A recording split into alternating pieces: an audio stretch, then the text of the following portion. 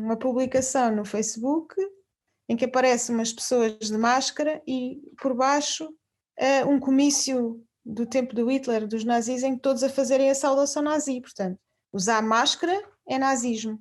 Estamos a entrar numa espécie de totalitarismo, porque usamos máscara como medida de prevenção da pandemia. E pronto. Estamos a viver tempos conturbados. E isto é sempre complicado porque ainda não passou tempo suficiente e nem sequer temos capacidade de prever o que é que vai acontecer. Há tantos fenómenos a competir uns com os outros que é impossível. Mas parece-me... Não sei se te lembras, hoje lembrei-me disto, está relacionado com este episódio do Costa. Eu não quero ser autoritário, mas se as pessoas não ajudarem, tem que ser autoritário. Esta ideia fez-me lembrar, não sei se te lembras da Manuela Ferreira Leite, que já não sei a respeito do quê, ela disse algo como... Queria suspender a democracia durante 6 meses, lembro-me. Uma ditadura durante uns meses que é para isto ir ao sítio. Já não sei o que é que era, mas que não era uma pandemia de certeza absoluta. Acho que era a respeito da economia, das finanças. Sim. Era a respeito qualquer disso. Qualquer coisa dos tostões. E eu lembrei-me assim, e é engraçado como basta umas semanas ou uns meses e aquilo que era inconcebível há umas semanas parece que é quase a única saída hoje em dia. Há uns meses víamos na China o governo a tomar medidas idênticas a esta de controlar todas as pessoas e nós cá na nossa torre de marfim, na nossa torre dos iluminados, isso são selvagens, isto nunca vai acontecer. Mas agora está a acontecer. E é engraçado. Mas nunca vai haver o controle que há na China, não? Isso é impossível. Esse tipo de ideia. É claro que nós estamos... Ainda bem! Eu não ia pela senda do otimismo, calma aí. Eu ia pelo trilho do pessimismo. Deixa-me calcorrear. Deixa lá, vá, força. Eu acho que é o início de qualquer coisa. Há uma jornalista... Já me está a faltar a voz, temos que acabar o podcast. Não pode ser. Então, ainda agora começamos. Há uma jornalista chamada Naomi. Olha, queres ver? Queres ver que temos que acabar? Oh my God! Olha, calma. É Covid. Não me digas. Chegou aqui o Covid ao podcast, pronto. Daqui a bocado eu também contaminada. Não se pode falar de Covid, não se pode falar de nada. Estás a ver? Isto é o karma. A respeito da... É a natureza a vingar-se de ti. Tenho feito, dentro das minhas possibilidades, tenho feito festinhas aos animais. Tenho feito aos meus filhos. Bom. Então não. Está chave. É claro que me vingo no prato, mas, por outro lado, tento ser bom. Então já não sei, se não é a natureza a vingar-se. É assim, mas eu tanto afago um cão como afago um repolho. Por isso, há uma certa... Não sei como é que Deus estiver a olhar, como é que interpreta este ato de bondade, mas... Não sei, mas eu acho que não estás a seguir as indicações do discurso de Pitágoras e Pitágoras está a ficar muito triste contigo. Antes de ir ao Pitágoras, é curioso que Pitágoras é um gênio entre os génios, um dos sábios, mas quando esse nome me vem à memória não é a genialidade que me acode. É um o vegetarianismo. É um vegetarianismo e é o repúdio às favas. Mas vamos dar um passo atrás, não vamos esquecer. A Naomi. Ok, desculpa. A Naomi, que é uma jornalista que tem uns livros interessantes. Se a memória não me falha, que eu já estou velhota, ao contrário de ti, acho que não basta dizer basta. É uma coisa assim, se não for isto, é algo... Não basta dizer basta. É uma repetição do não e fala muito da política de choque. Assim, a traço grosso, é políticas que não podem se ingrar em contextos favoráveis. De repente acontece algo como uma catástrofe. Estou a pensar o exemplo que ela dá no furacão Katrina. E de repente medidas que eram inconcebíveis à altura acontecem. Este é o perigo da pandemia, um dos perigos. Isto que parece um grão de ditadura, aquilo que o António Costa está a propor, e revela várias coisas, a sua leitura enviesada do mundo, aqui pôs a nu a sua noção do que é o Portugal real. Grande parte de Portugal É um país envelhecido e a maioria das pessoas ou não tem telemóvel e se tem, está longe de saber o que é uma aplicação. Obviamente, obviamente, isso. Está longe. Concordo contigo a 100%. Está... Agora, uma coisa, nós temos que fazer esta distinção. Uma coisa é a aplicação Stay Away Covid e outra coisa é o uso de máscaras. Sim, sim. São duas coisas no completamente diferentes. No uso de máscara, acho que não há forma de negar, ainda que... Mas há quem negue. Há quem Ainda negue. Há que aches eu não vou que é fazer aqui, não vou fazer aqui uma adversativa, mas não. Eu quero é salientar vários grupos que surgiram que eu não estava à espera. Grupos, por exemplo, pessoas que, no meu entender, deveriam ser pilares da sabedoria ou faróis no meio dessa escuridão. Os médicos, por exemplo. Há grupos de médicos que, por vezes, eu não sei de onde é que eles saíram. E é assustador. Nem eu. É assustador, mas vocês estiveram a estudar o quê, afinal? Exato. Eu li uma notícia há pouco tempo, há uns dias, que diz que um médico radiologista do Egas Muniz foi suspenso porque andava a advogar o não uso da máscara e houve um surto de Covid no serviço de radiologia do hospital. Quer dizer, isto é gravíssimo. São médicos.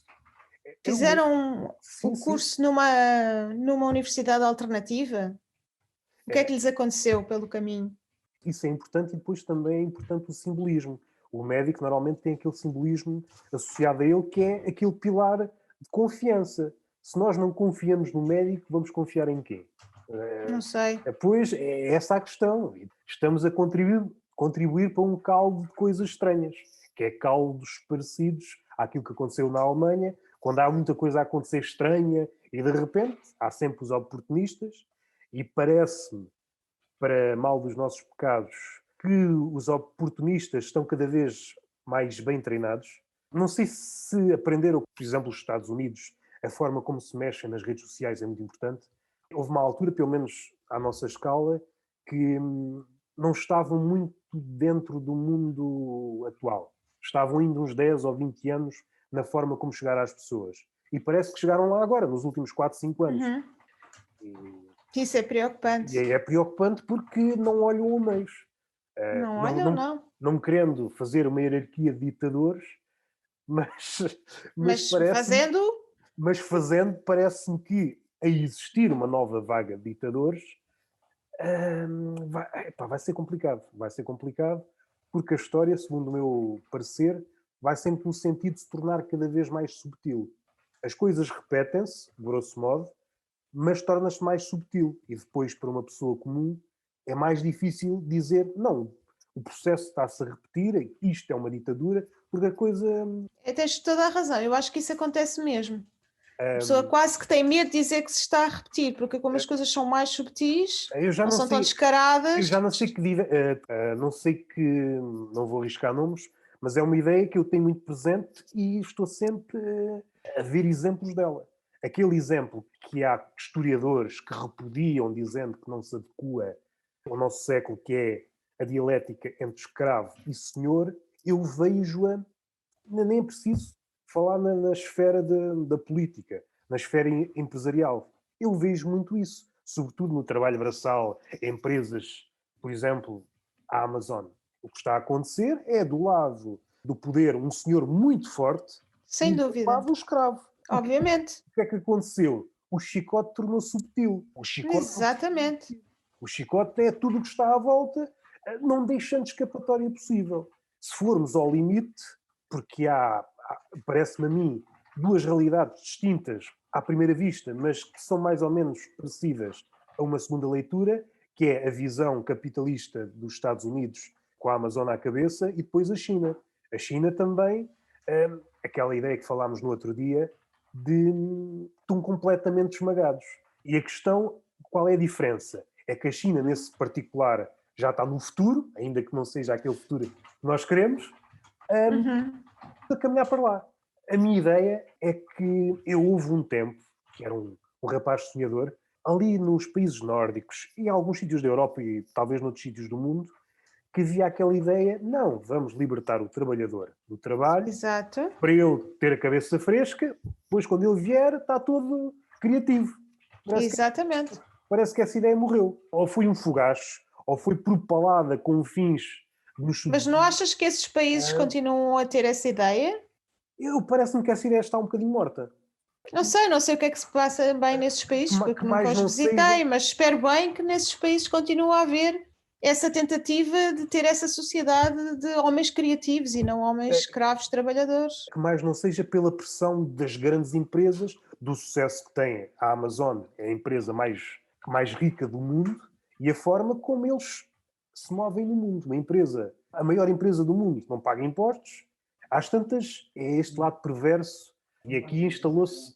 Não podemos bater nos ricos, coitado dos ricos, e os ricos a dizerem não, estamos sempre a levar porrada, como se fosse, se fosse a casta mais chicoteada. Assim, os pobres coitados. Não, parece que se virou e já me perdi. Por isso não interessa muito. Não interessa muito. Ah, mas era isso que estavas a dizer, tens toda a razão. O exemplo. Porque me parece, estavas a dizer se morreu ou não morreu. No caso de Portugal, eu vejo muito isso. Porque as empresas, nos sítios onde eu trabalhei, nos sítios onde conheço algumas pessoas, seja mais ou menos subtil, qual é o vetor que rege as relações de trabalho? É espremer o trabalhador até à última. É tratar o trabalhador como uma peça descartável, espremê-lo como se fosse uma laranja, quando ele já não tiver gota de sumo, sai da linha de montagem ante outro. As coisas estão de tal forma guionadas que a pessoa, e aqui é um lado perverso que se aplica também a toda a economia, parece que a humanidade, aquilo que nos faz singulares em relação aos animais ou a potencialidade de sermos diferentes, parece que é um entrave. E é isso que me causa... É essa a grande diferença, por exemplo, entre essas ideias mais sonhadoras e a política da China ou a política da Amazon. Parece que o nosso lado humano, aquilo que nos fez chegar, aquilo que nos fez alcançar as proezas, seja a nível de arte, está a mais. E isso vê-se até na economia. Parece que a pessoa não pode passar fronteiras, porque a pessoa é o foco da peste. Agora, o dinheiro parece que legitima tudo. E vemos até nas relações políticas. Por exemplo, a Arábia Saudita mata pessoas não sei o quê. Mas há dinheiro, há petróleo, ok, então não há problema. Pode matar. O dinheiro parece que é um sacramento, parece que é um... É um novo Deus. Sim, é um novo Deus, isso já foi dito e redito várias vezes, e é um Deus que vai ser difícil de matar, ao contrário de... Muito, muito difícil. E aqui é um tema que falámos no outro dia. Para quem está a ouvir o podcast, nós tivemos uma conversa, uma espécie de ensaio, e falámos o essencial do homem, falámos da cólera, estamos sempre a fugir àquilo que é... Ainda bem que te lembras. És velhote, mas tens boa memória. Tinha que ter alguma qualidade. No meio deste amontoado de defeitos, tinha que ter alguma qualidade. Vá lá, até ver. Acho que o Covid... Não afeta a memória, não é? Do Covid, não disse da Covid. Tem vários efeitos adversos, ainda que sejam raros, e há uns completamente... parece saídos de um filme de ficção científica. Pessoas que têm alucinações, pessoas que perdem a audição. Eu acho que é a doença suprema. Tem ali um lote de coisas que podem acontecer, sequelas que podem advir após a doença, mas depois há um conjunto de coisas que são sorteadas. Pode acontecer, pode não acontecer, e o leque é quase infinito. Isto é o lado perverso, é engraçado, mas pronto, vamos ver o que é que dá. É a lotaria suprema. Voltando ao homem, estamos sempre a fugir daquilo que somos verdadeiramente. Kundera tem um livro muito bom, pelo menos segundo o meu parecer modesto, que é Testamentos Traídos. E há um ponto onde Testamentos Traídos? Sim, Testamentos Traídos. O primeiro capítulo é logo a respeito do humor, é um bom capítulo. Basicamente fala das nossas relações com o passado, daquilo que se perdeu, e é um vetor também que se calhar descreve o livro todo. Nós temos uma relação conturbada com o nosso passado, seja enquanto pessoa, seja enquanto espécie. E enquanto não conseguimos tratar isso, eu acho que vai ser complicado. Posso fazer um parênteses? Só para já estou farto de falar. Fala tu. Não, só lembrei-me, estava a ouvir-te falar desse livro e lembrei-me de outro que fala exatamente do nosso passado, que é um livro do Carl Sagan e da Anne Druin, que se chama Sombras dos Nossos Antepassados Esquecidos. Conta a história do homem. Não conheces? Não conheço? Não conheço. Tens que conhecer. Dele só conheço O Cosmos. Os livros do Carl Sagan são espantosos, há vários. O Cérebro de Broca, Os Dragões do Éden. Epá, assim, de repente estou-me a lembrar desses e estão-me a falhar imensos títulos. Mas este eu gosto particularmente, porque é um livro que ele escreve com ela, com a Andrewen, que foi a terceira mulher dele. E está muito bem feito.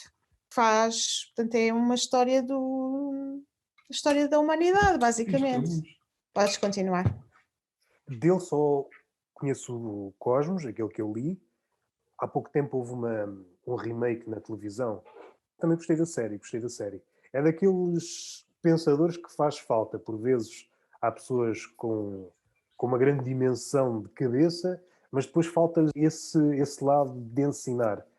Acho que o homem faz muita falta. Essa vertente. E uma coisa não está ligada à outra. É como aquela questão de, por exemplo, um escritor ou um poeta saber escrever não quer dizer que ele saiba falar. São duas competências diferentes. Exatamente, completamente diferentes. E depois outra ainda, quando fala, consiga expressar aquilo que deve expressar e ter em conta a audiência que está à sua frente. A respeito do Cosmos, quem fez o remake é um astrofísico negro chamado Neil Degrasse Tyson. Degrasse Tyson, sim. Eu tenho isso tudo gravado e ainda não consegui ver isso na televisão. E ele é uma espécie, nesse particular, uma espécie de discípulo do Sagan. É um discípulo do Sagan, sim. Ele é muito bom nesse aspecto didático. Há pouco tempo assisti a uma masterclass dele, umas 6 horas. Falava de ciência, mas focou muito nesse aspecto de dar ao público. Há um episódio muito engraçado, ou à falta de melhor termo, que ele, por exemplo, quando vai dar uma palestra a uma escola, gosta de saber exatamente qual é a audiência dele. A idade, o meio, se passam dificuldades, etc, etc. O que é que ele diz? Não é que a mensagem, no essencial, mude, mas sabendo quem está à frente dele, pode dar exemplos mais acutilantes. Imaginando que à frente dele estão miúdos negros, que passam dificuldades, ele pode dar exemplos de cientistas que passaram pelo mesmo. E isso pode servir de incentivo. Porque, não pensando a uma larga escala, porque nós nunca conseguimos tocar, não somos deuses e com um gesto tocar centenas de pessoas ao mesmo tempo, mas se conseguir tocar uma pessoa é o suficiente. Exatamente. E às vezes é esta coisa de diferenças. Ele, por acaso, tem vários aspectos engraçados e fala de vários assuntos que são importantes na área da ciência e podem ser extrapolados para a comunicação, etc, etc. E as armadilhas do mundo digital, há uma parte em que ele ganhou um título de um instituto astrofísico qualquer. Não sei se o título que eu vou dizer é condizente, mas presidente, é o cabecilha daquele instituto.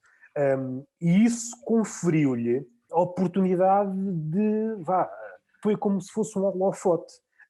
Parece que tudo o que estava antes, o trabalho que estava todo para trás, não importava. E ele fala muito nisso. Esta noção de título é um pouco, se quisermos descer uns degraus do conhecimento, um pouco como os influencers. Parece que os números e os títulos dizem tudo. E voltamos àquela ideia que eu tenho presente já há muito tempo. Parece que toda a gente anda perdido, ninguém sabe nada. E temos de se agarrar a pequenas coisas. Fala muito nisso. É triste, mas também temos que jogar o jogo. Não podemos abandonar o jogo, não é? Temos que arranjar formas. Claro que sim, senão não chegamos a ninguém. Ele dá um exemplo simples por exemplo, se estiveres a explicar o que é a Terra, se for uma audiência com conhecimentos básicos, vais dizer que é uma esfera. Se tiver mais conhecimentos, vais dizer que é achatada nos polos. Se for mais coisa, vais dizer outras coisas. Às tantas, aquilo vais esculpindo aquilo que era uma esfera inicialmente, na forma, aquilo que a ciência não é. Mais aproximado possível daquilo que é, não é? É aproximações sucessivas. No fundo, ele no discurso está a fazer aquilo que a ciência faz. E isto, este detalhe, que é central na ciência, mas acho que também é central em qualquer pessoa, seja a escrever, seja a dizer, tem que ter isso em conta. Tem, claro que tem. Senão não consegue transmitir nada. Carl Sagan era um grande divulgador de ciência, que é uma coisa que hoje em dia é muito difícil de encontrar. Ele também teve uma série, é claro, aquela série é o remake, mas eu a antiga acho que não vi, tenho que ir rever. Eu vi, pois já não é Tenho que do ir teu rever. tempo. No É meu muito tempo, que eu boa. nasci no século XVIII, ainda não havia, Não havia televisão, não havia televisão. era tudo por carta. É tudo por carta, tudo por carta. Olha, falando em carta, E não serem rolos falando em de carta, papiro. por acaso é um tema curioso para abordar literariamente. Muitos escritores, poetas, filósofos abordavam a carta como uma arena de experimentação. E hoje, segundo eu sei, pouca gente utiliza a carta, não é? Pelo menos da forma entusiástica que os escritores e os poetas utilizavam anteriormente, a não ser escritores mais velhotes que não adotaram um computador e talvez comuniquem ainda. Mas da forma que era utilizada, estou a pensar em, por exemplo, Kafka. Aquele que era uma espécie de professor do Canetti. Lembras-te daquele livro que lemos os dois de aforismos? É o Karl Sim, sim, Kraus. sim. Era um alemão.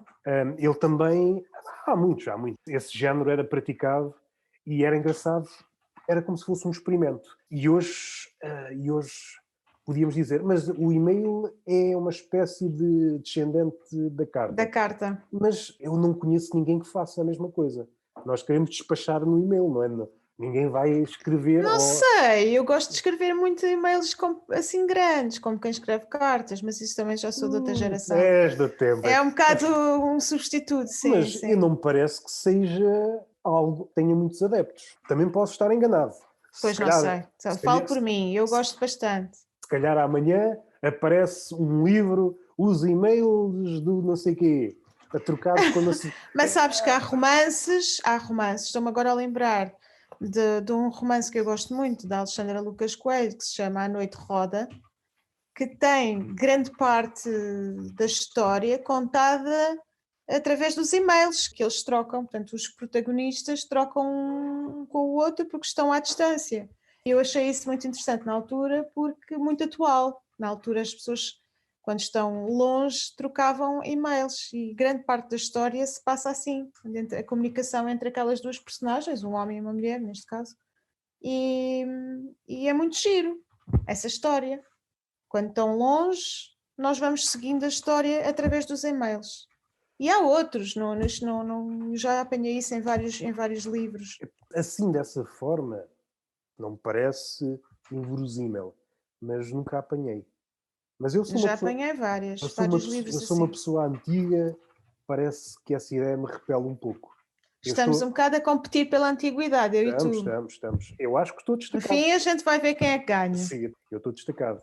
Hum, Nos livros não vejo, mas, por exemplo, nos filmes, eu acho que há um abuso na utilização de telemóveis e tecnologia. Qualquer coisa parece que é um pretexto para aparecer um telemóvel ou um tablet. Achas? Eu acho que sim, é raro. Não sei. É raro um filme que não tem 10 minutos de um gajo agarrado a um telemóvel. Somando.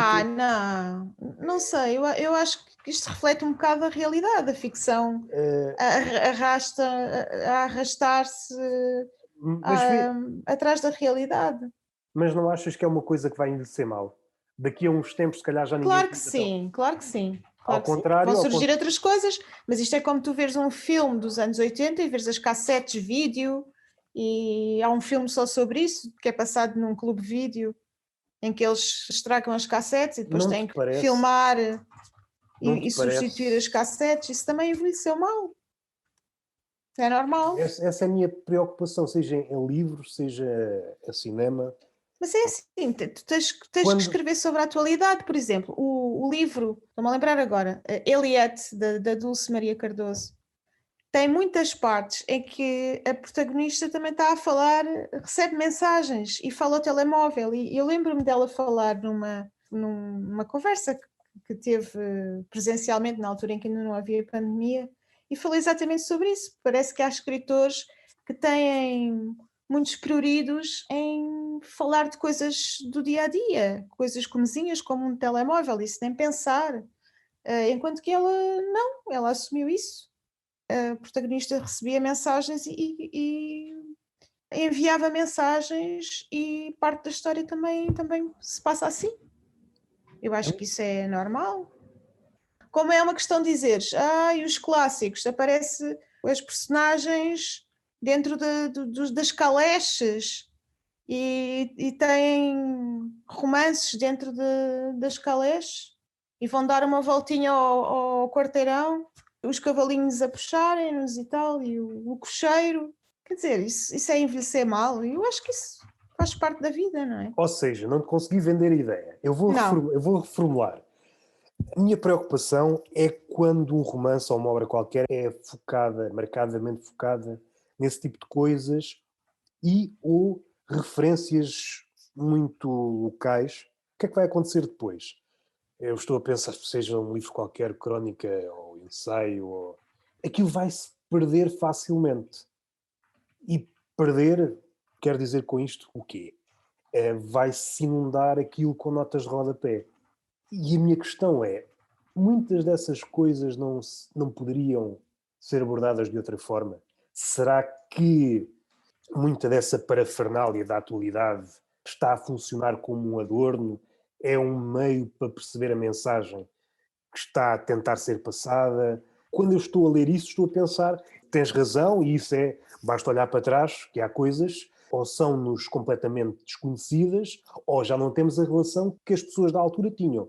Mas parece-me que devido, não sei se é uma ligação direta ou não, mas devido ao nosso consumismo, eu estou a pensar mais no género crónica. No género crónica há vários cronistas com essa propensão e, sobretudo, pelo esplendor humorístico. Há uma tentação de ser demasiado específico. E isso, de facto, resulta no imediato. De fazeres uma crónica humorística sendo demasiado específico, dizendo um certo aparelho, vais ao cerne da questão. A minha dúvida é, envolvidos 10 anos, Se as coisas não estão datadas, não é? essa crónica está morta. Pode estar, pode não estar, não sei. E não estando morta. Há aqui uma espécie de estado intermédio, morta-viva, que está carregada de notas de rodapé. Para tentar... Sim, eu percebo o que estás a dizer. Tem que haver um equilíbrio. Tem que haver um certo equilíbrio entre o que é da época e o que é universal, se a pessoa quer que o texto perdure durante um certo tempo. Essa é a minha preocupação, porque esta preocupação em especial não é minha, mas posso adotá-la. Há um escritor espanhol chamado Javier Maria, numa crónica, ele fala nisso a respeito de figuras que para nós, para mim e para ti, são mais ou menos, fazem parte do nosso ideário, por exemplo, Drácula, Frankenstein, etc. Figuras que aparecem naquelas...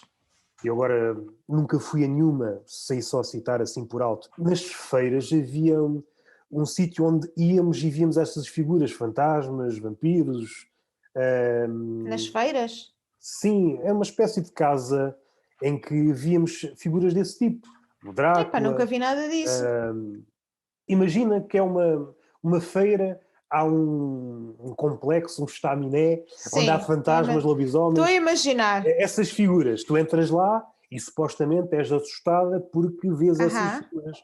E és assustada porque, de alguma forma, conheces essas figuras, fazem parte... Tipo o comboio fantasma? Sim, por exemplo, sim. Vais num comboio ou numa vagonete, vão-te aparecendo essas coisas, essas figuras. Tu conheces essas figuras. Podes não ter privado com o Drácula, mas... Ainda bem. Sabes mais, o Frankenstein, são figuras que tens... Esse não sei se não terei privado, não sei. Não posso garantir, não posso garantir. O que é que ele refere? É que, atualmente, ele fala no caso de Espanha, mas acho que podemos alargar para o mundo, o pessoal mais jovem já nem sabe quem é que são essas pessoas. Pois não, é terrível isso, não é? Isto pode levar-nos para vários sítios. É muito estranho. É muito estranho porque estamos a viver um tempo completamente diferente. Eu no outro dia, deixa-me só fazer só um pequeno parênteses. Fiquei completamente espantada porque estava a falar com uma pessoa com 20 e tal anos, uma estudante veterinária, e de repente falei na maior das descontrações do Ney Matogrosso. E ela diz, mas quem é Ney Matogrosso? E eu, o quê? Não posso crer. Mas em que mundo é que tu vives? E depois às tantas já eu estava assim, mas em que mundo é que eu vivo? Hoje em dia as pessoas mais novas não sabem quem é o Ney Matogrosso. Isto é uma coisa surreal para mim. Depois comecei a tirar mais naves da púcara. Então, e Caetano Veloso? Quem? Então, e Chico Buarque? Quem? Era como se a música brasileira não existisse. Para uma pessoa portuguesa de 20 e tal anos. Isto é assim uma coisa para mim. Até podes, Ainda estou a recuperar deste choque. até podes alargar essa ideia. É como se o passado não existisse. Exato. É uma ideia que quase dá tonturas. E já não sei quem é que disse isso, mas não foi o Javier, mas na mesma senda, diz que é um problema atual. Ninguém vai atrás. O máximo vão Ninguém 10 vai anos atrás. atrás. Isto aqui depois é uma bola de neve a vários sentidos. Como estamos a viver numa era narcísica, depois toda a gente pensa que está a inventar tudo. Mas não, já está tudo lá para trás. Está tudo lá para trás. Exatamente. Está tudo lá para trás. E até a precariedade das ligações, estou a pensar, sei lá, em grandes, sei lá, Cervantes, quando está a fazer o Quixote, mas está a fazer aquilo numa rede, numa constelação de ligações, porque está a comunicar com todos os romances que foram feitos até então, a parodiar Exato. aquilo e a levar para vários níveis, mas ele está ciente de tudo o que está para trás, ou pelo menos Pois as está. mais importantes. E isto é perigoso porque não nos leva a lado nenhum. E depois aquele filósofo coreano que eu estou sempre a citar, ele tem essa expressão que é o inferno do mesmo. Estamos condenados a repetir porque não conseguimos criar relações fundas, e só conseguimos criar relações fundas se olharmos para trás. olharmos para trás. Se não soubermos os marcos essenciais que estão para trás, o que é que a gente está a fazer? Só Então, por falar em olhar para trás, estás preparado agora para falar do Ovídio ou nem por isso? Eu nunca li. Vá, contra lá essa andota, porque esta Nunca li. já me ri bastante com essa. Mas ao vídeo ou em fotografia? Ao vídeo e a cores. Ao vídeo a cores? Ok. Ao vídeo e a cores. É daqueles livros que me é Então diz lá, como é que é possível este livro, que tem 2000 anos que me é e... complicado falar. Como é que tu achas que este não está datado? É preciso responder de duas formas. Não está datado para nós, Não está. porque somos, sei lá, criaturas mitológicas no sentido em que já não deviam existir. Somos fósseis vivos, no Exato. sentido em que já não devíamos existir, no que toca à leitura. Não digas isso, que horror. E agora fazemos a outra leitura, tocando no exemplo que deste do Ricardo Araújo Pereira. Esse livro, para muitas pessoas, É indecifrável. é indecifrável. E há uma coisa muito engraçada. Eu já não sei qual foi o livro. Se foi a Eneida que tem para ali atrás. Um livro qualquer. Ou um livro do Alberto Manguel, aquele que supostamente vai ter uma... Vem para Lisboa, não é? Às vezes há notas de rodapé que eu fico um bocadinho... Por exemplo, faz uma referência qualquer no texto a Medusa e depois em baixo nota de rodapé Medusa, não sei o quê. Gorgon, não sei o quê. Esse tipo de figuras. Assim, já não me espanta porque sei daquele exemplo do Javier Marias, se já ninguém sabe quem é Drácula, se já ninguém sabe quem é o... Vão-se lá saber quem é a Medusa. É como disse, torna-se indecifrável. Eu não sei como é que... O que é que leem daí? Se calhar não leem nada. Bate naquele assunto a funduras diferentes, mas é o mesmo problema. Aquele livro que tu leste do Jerome, é Jerome que se diz? Jerome K. Jerome. 3 homens num barco. É claro que não tem a fundura desse livro, mas tem várias leituras. É por isso que é um dos, se calhar, 200 livros mais aclamados. É capaz. Se calhar não é difícil perceber o sucesso que os livros atuais têm. Os livros, quando estou a pensar, é o livro entre aspas, não é? O livro entre aspas, exato. É o livro de afagar o ego. Houve aqui um ponto de viragem. Antes, quem lia procurava um livro que lhe desse um soco na barriga, que pusesse tudo Agora em não. causa, e agora queremos o contrário porque vivemos numa época de narcisos, em que só queremos algo que nos favoreça a imagem. Tudo. Narcisos e infantis, não é um narciso já crescido, não, um narciso pequenino. É um hiper-narciso, é um narciso barra consumista, barra infantil, barra quer tudo agora, o mais rapidamente possível, porque ele é o rei, ele é o senhor de todas as belezas, e se contrariam, é motivo suficiente para pôr tudo... Uma birra. Uma birra. No chão do supermercado. É uma birra expandida. Começa numa birra, vai no pontapé e, se for preciso, põe fogo ao mundo. É uma birrona. É por isso que é complicado. Mas voltando a esse livro, eu não sei o que é que ia dizer desse livro, não sei. Então vá, tenta lá Não dizer. sei o Posso que é dizer que... eu então o que é que eu acho do livro? Diz tu, e depois, se eu E conseguir dizer depois alguma tu coisa... contrarias. Contrario? Não, eu não estou aqui para contrariar. Não estou aqui para contrariar ninguém. Bem, sabes tu, não sabes o que é que eu vou dizer? Vai dizer, não gostei nada disto. Mas Pá, eu gostei imenso do livro, acho o livro de uma beleza de escrita, uma coisa estonteante mesmo. E depois fiquei surpreendida com o que descobri no livro, foi um bocado uma surpresa, porque eu tinha uma ideia dos deuses, destes deuses do Olimpo, os romanos ou os gregos, eu nem sei se são os mesmos, esses são são os os mesmos romanos. com. São os romanos. Estes são os romanos, mas há os gregos, não Sim, sei se sim, são sim. iguais, com um Esse nome aí... diferente, ou são almas gêmeas, não sei bem, se são Sim, duplicados, isso tudo, sim, sim. pronto. Mas são mais basicamente a mesma tropa. Eu pensava que eles eram gajos muito divertidos. Tinha a ideia que adorar estes deuses era muito mais Havia muito mais... moderno, Sim. muito mais moderno do que adorar Cristo e Deus, tão austero. Estavas à espera de mais folia. Não, eu estava à espera que fossem gajos porreiros, estás a ver? Gajos Tipo porreiros. super-heróis, estás a ver? Estes gajos não são porreiros, isto não é um Mas, conjunto, não é uma família de Deus, isto é um gangue, mas se porque eles pensares... são todos amorais, Mas se pensares, esses deuses não são mais humanos que os deuses que há? Exatamente, mas ouve lá, então, Os mas deuses para chegaram a humanos nós. já bastamos nós, porra.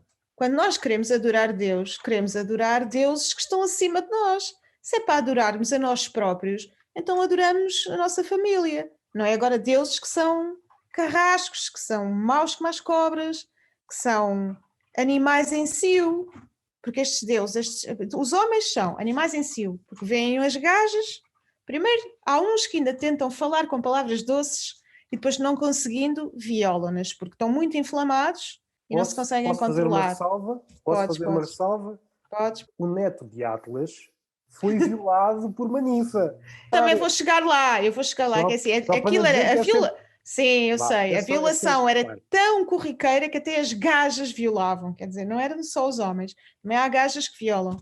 Esse, eu não me esqueci dessa. Depois as mulheres, principalmente a rainha delas todas, a Juno, que são as maiores cabras que eu já ouvi falar, porque são traídas pelo marido e vingam-se nas outras, que são violadas, quer dizer, elas são vítimas e depois levam com a vingança da esposa. E depois o Júpiter tem saídas incríveis, que é, encontra uma mulher, agora vou dar aqui uma escapadelazinha sem a minha mulher saber, vai mesmo valer a pena. E se ela descobrir, vale a pena na mesma, não sei o quê.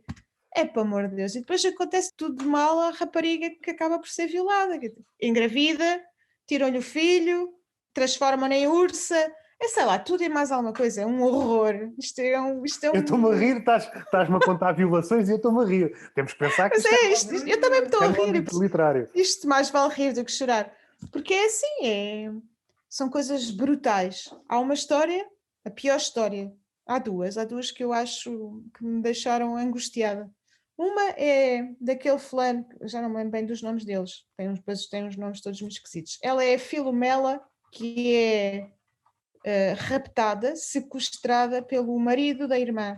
Fica lá nos corrais, vive nos corrais, ali como se fosse um porco. E depois consegue, porque vive no corral, mas também tem uma aia, uma criada, consegue fazer uma tecelagem, tecer uns cascóis e escreve a história, consegue levar à irmã a contar o que está a acontecer. Vem a irmã, salva a Filomela, e depois, para se vingar do marido, ela, que com o marido tem um filho de 5 anos, acaba por matar a criança com uma espada. E aquilo é horrível. Ele descreve aquilo de uma maneira, a criancinha a implorar pela vida, de 5 anos, e ela a matá-lo, ali a espetar-lhe a espada na barriga. Pronto, é mesmo do pior do pior. E a outra história que também me incomodou bastante foi também com a Juno, para se vingar outra vez de uma das amantes do marido. Amantes à força, porque aquilo é tudo amantes à força, que elas não, coitadas, não têm uma palavra a dizer. Ela está a parir em pleno ato de dar à luz e ela faz um feitiço com as mãos, entrelaça as mãos e para ela não ter. Portanto, ela está ali com dores alucinantes, lancinantes durante dias, até que há uma, não sei se é uma escrava, mas uma subalterna, que é a Galacteia, que descobre o que é que está a acontecer e que consegue desfazer as mãos e nesse momento a outra, que eu não sei, já não me lembro do nome, consegue ter a criança. Mas depois, claro que sofre, essa mulher sofre logo a vingança da Juno, porque a Juno estava sempre encolerizada a vingar-se de todas as mulheres que conseguia e fazia coisas terríveis, terríveis, terríveis. Não achas que faltou? É claro que a altura se calhar seria disparatado e anacrónico. Uma espécie de capítulo ou uma espécie de pós-fácil em que Júpiter e Juno iam a uma terapia de casal. Porque o que está a acontecer aqui... Não, acho que não vale a pena, que aquilo não valia a pena. Aquilo já não tinha salvação Mas nenhuma. parece que é o cúmulo de coisas que ficaram por dizer e como essas coisas que ficam por dizer podem tornar-se em algo bastante concreto, né? No caso é essa mulher deusa encolorizada que se enfurecia por tudo. Esse é um lado. Diz. Do outro lado é Júpiter, que é uma figura que para mim é sempre engraçada no sentido, ocupa o cimo do panteão dos deuses. Mas raramente o vejo assim, porque ele parece que está sempre com medo.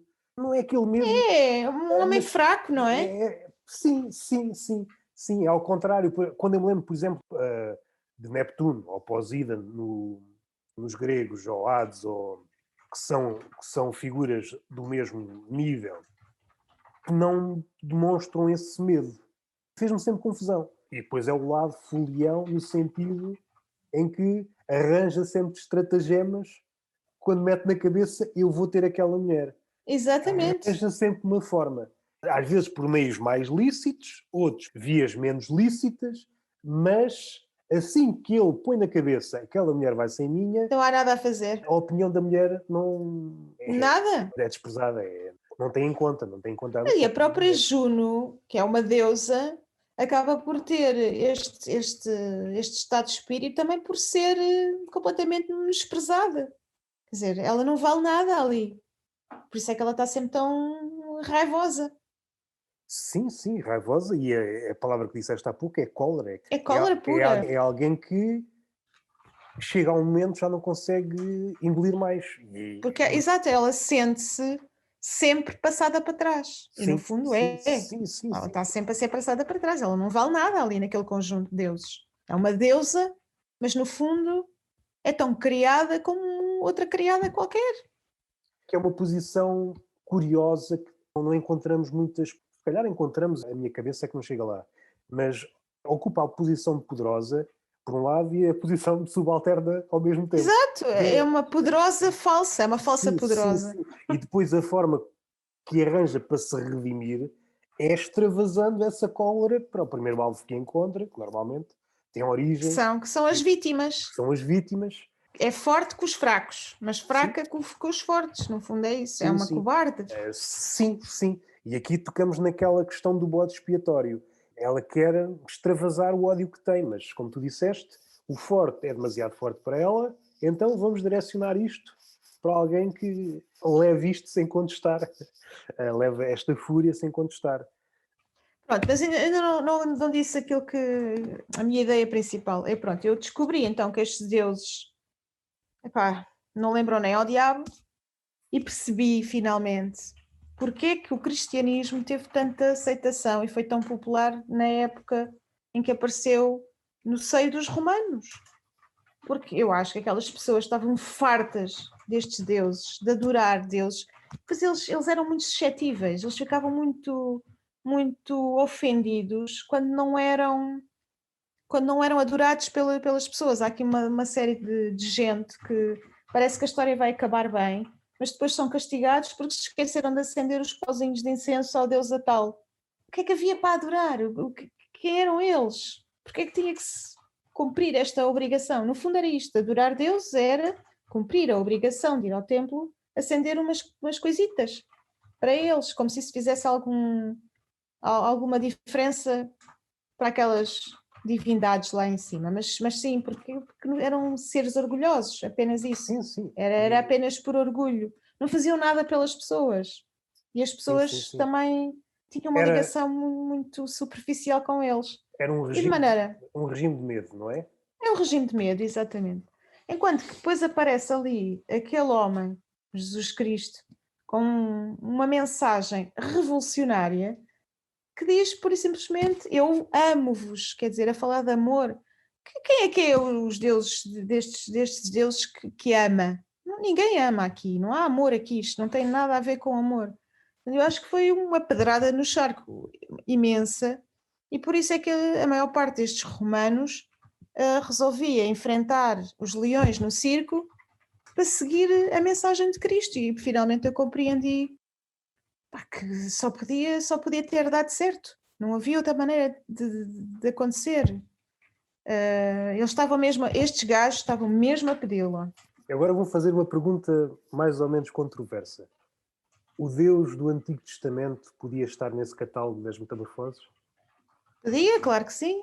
Claro, por isso é que Jesus foi uma coisa tão diferente, não é? Achas que a transição entre Foi. esse catálogo Foi, sim, enorme de deuses que era capaz de tudo, para um Deus que é capaz de tudo no capítulo da cólera, para alguém que vai propalar a palavra do amor, Deus é amor. Foi. Isto foi tudo foi uma evolução.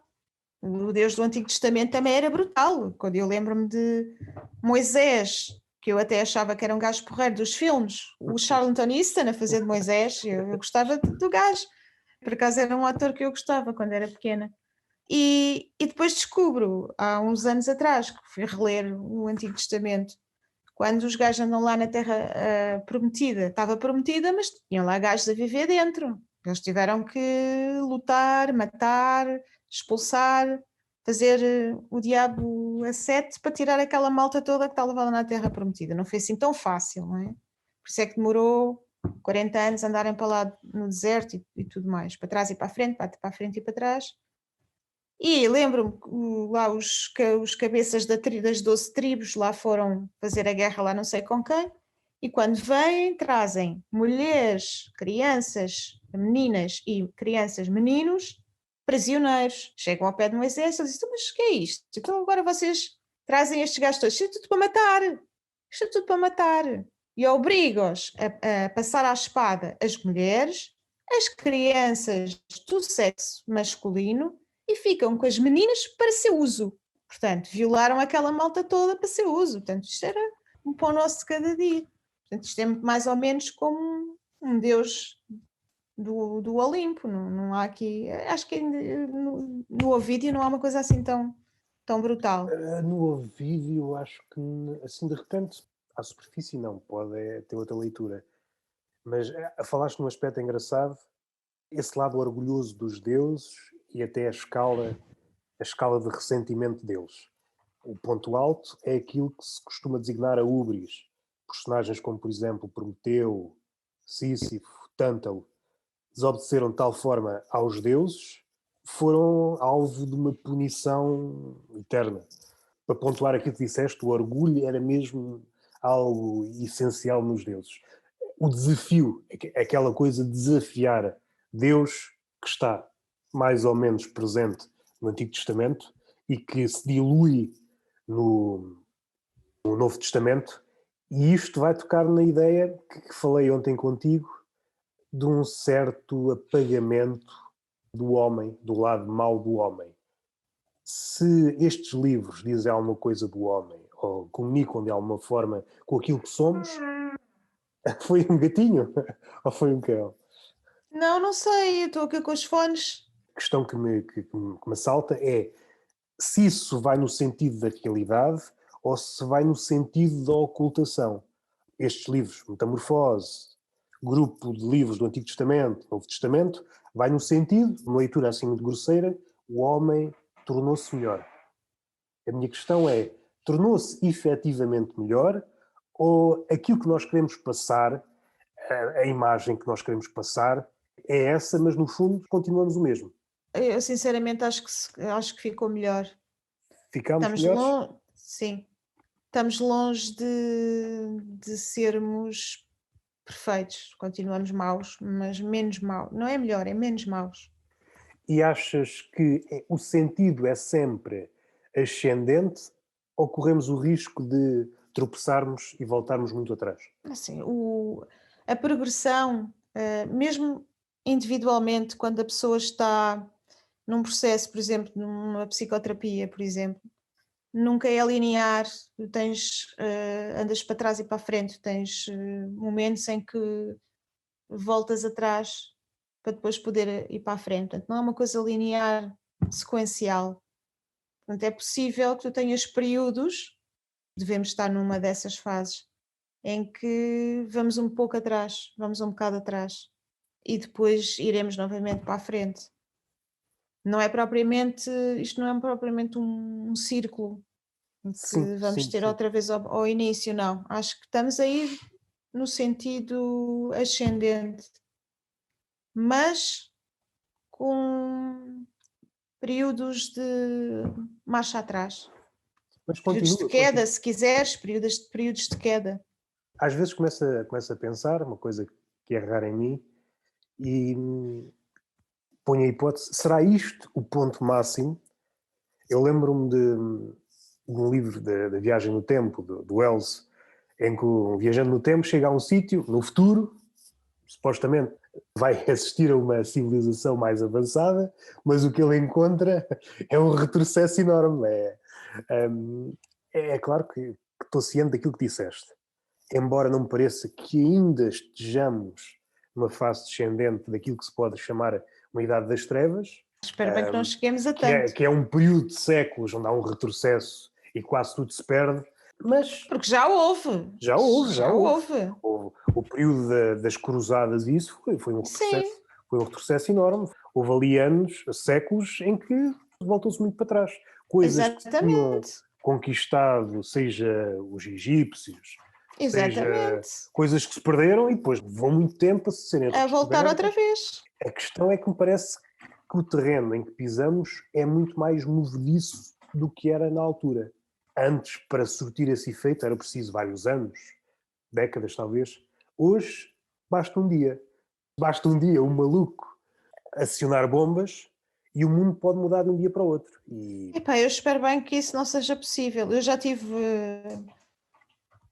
algum período em que pensei que isso ia acontecer. Agora já acho que não.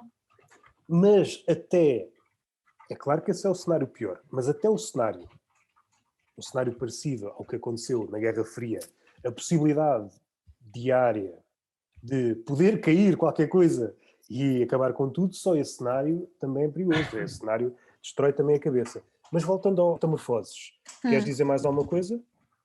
Assim de repente não, e tu?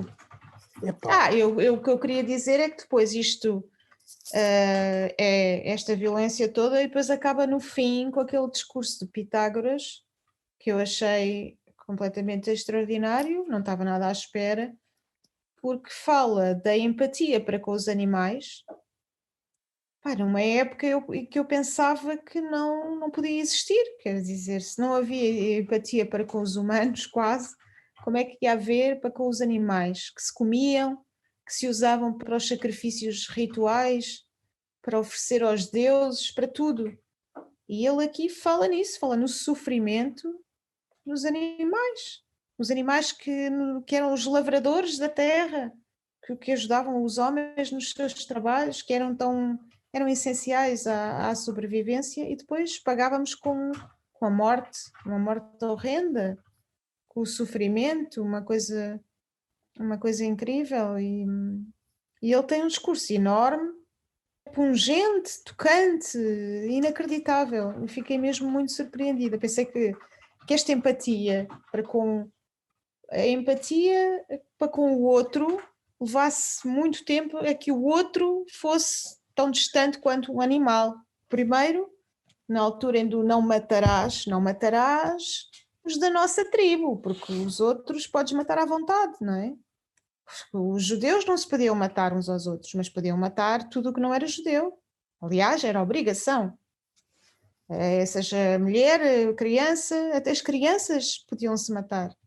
Porque as crianças nem sequer eram o outro, aliás, era um outro, não eram nós. O estatuto contemporâneo da criança é uma coisa recente, Recentíssimo. nem acho que tem O 200 anos. civil, Tem para aí uns 100 é talvez. uma noção recente. Aquilo não havia civis, coisíssima nenhuma. Eram das outras tribos, era tudo para matar. Sejam guerreiros, não fossem guerreiros, não interessa.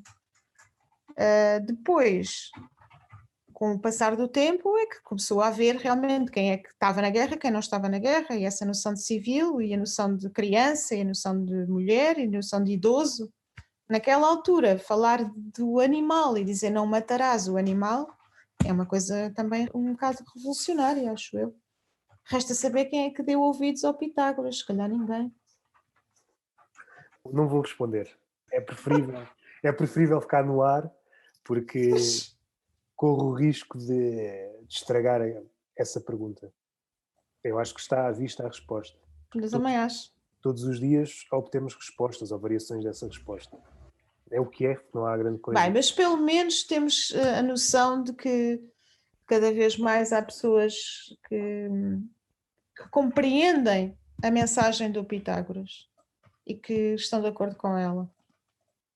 Portanto, eu acho que isso é uma esperança. Olha, isto é um sinal de esperança, que é a empatia estar a tornar-se mais lata, tem um sentido mais lato. Eu, nesse aspecto, sou um bocadinho cínico. Não estamos a ir por aí. Não achas? Mas cada vez há mais vegetarianos, tens que admitir. Sim, mas a questão... Porque o vegetariano... não estou a falar de todos, mas há uma facção dos vegetarianos, como em tudo, quando se acha que estamos a ir pela senda do mais correto, parece que há uma propensão para o fanatismo. Tens razão, mas isso é como em tudo. Em todos os grupos sim, que tu vês formarem-se, há sempre fanáticos. Eu não sou vegetariana estrita, porque eu como peixe, mas deixei de comer carne e eu percebo a filosofia do vegetariano. Mas também, eu estou em vários grupos vegetarianos, também vejo os fanáticos a aparecerem. Mas é assim, hoje em dia quem não é fanático, diz lá? Pois quem não é fanático? Quem não é fanático hoje em dia? Desde o momento em que eu estou num grupo de amantes dos azulejos e que vejo os amantes dos azulejos todos à pancada uns com os outros, porque houve alguém que teve audácia... Podes repetir só? Amantes dos azulejos. Sim, isso é um bom nome para um livro. Amantes dos azulejos, que estão todos em guerra porque houve alguém que teve a coragem de numa fotografia de azulejos, pôr à frente uma toalha de linho. Como é que isto é possível? Porque se somos amantes dos azulejos, não podemos tapar os azulejos com linho. Senão éramos os amantes do linho. Mas aquilo era apenas uma toalha de linho muito bonita. Estás a perceber? Portanto, toda a gente é fanático. Não há aqui ninguém que não seja. E há aqui um lado engraçado nesta temporada nova do fanatismo, que é aquele que é moderado, é visto pelo fanático como um fanático, porque ele é que está a ser diferente. É o fanático da moderação. Porque não tem nada que ser fanático da moderação, também tinha que ser fanático. Pois, ele é que está... Propriamente dito. Então os outros estão-se todos a radicalizar e ele está armado e moderado. São os fanáticos da moderação, são os gajos que são chatos. É lado curioso. E isto vai tocar outra vez no narcisismo e é um problema. E na infantilidade. E é um problema que é válido em todas as esferas, que também é válido no humor, que o homem do século XXI se leva demasiado a sério. Mais uma vez, é outra faceta de Narciso, como ele acha que a sua imagem é a melhor imagem do mundo, não é nenhuma brincadeira com o Sr. Pangloss, porque ele se calhar nem chega a pensar que há mundo para lá do seu reflexo, mas é complicado quando é hipnotizado por essa ideia. Porque há uma questão. Deves conhecer um escritor italiano chamado Calvino. Ele escreveu As Cidades... Italo Calvino. Sim, Italo Calvino. Ele tem um livro de ensaios que é Se a Memória Não Falha, que esta idade já não perdoa. Acho que é 6 mais uma proposta para o novo milénio. E uma proposta que ele dá nesse livro é a leveza. E eu acho que um dos problemas do nosso século é esse. Parece que somos proibidos de sermos leves. E uma das formas de criar leveza de uma coisa, de tirar peso de uma coisa, é o humor. Rir. Sim, o rir. Não, a coisa pesa 5 quilos e tu não podes usar a magia do humor para transformar isto em meio quilo. Não podes, então. Eu estou a vender esta desgraça por 5 quilos, agora é engraçado, é anedótico, é desesperante, mas é o que temos. Temos de trabalhar É com o que isso. temos. Acho que ainda é o princípio de qualquer coisa. Esta ideia de que não podem brincar com a nossa imagem, que tem que ver com o lado narcísico, mas tem que ver também com tudo é vendável, tudo aquilo que somos e tudo aquilo que se manifesta à nossa volta é para ser comparado e vendido, e como tal não pode ser negrido, porque senão o preço pode baixar, seja o preço efetivo ou o preço reputacional, e então ninguém pode macular. Todas as minhas características não podem ser maculadas. Se eu digo sou um gênio, agora vens tu a dizer que eu sou um paspalho.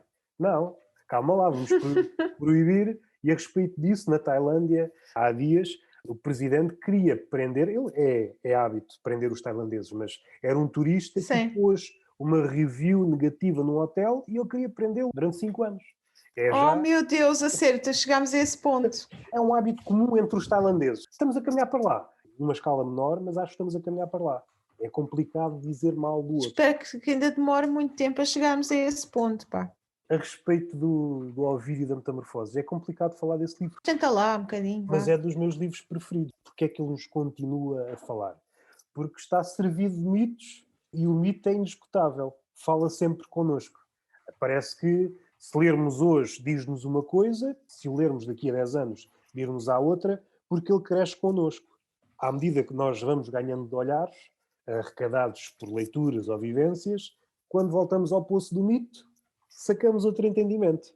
Ao contrário de uma obra plana. Uma obra plana é aquilo que é. Ao lermos, se soubermos ler, já não nos oferecerá mais nada. E o mito tem esta qualidade que está sempre a ser renovado. Aqui há uma diferença entre Ovídio e Homero.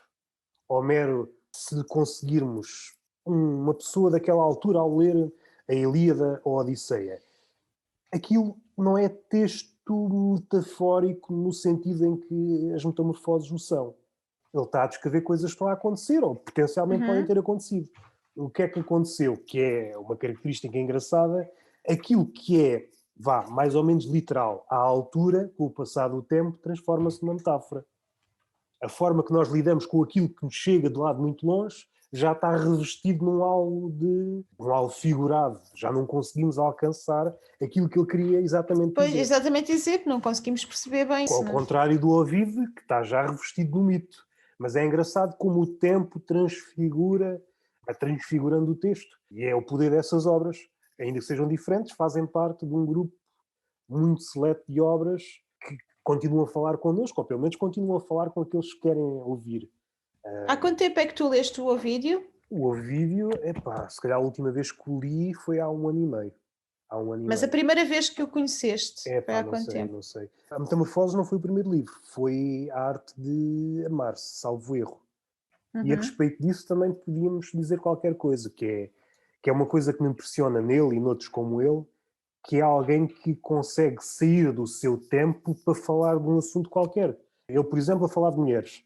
Ele está no seu tempo e é muito complicado, parece fácil, mas sair do nosso tempo para nos pormos, sei lá, centenas de anos à frente ou milénios é uma coisa complicadíssima, só está Pois é. ao alcance de muito poucos. E ele fala das mulheres de uma forma que não era esperada na altura. É um exercício de imaginação e de...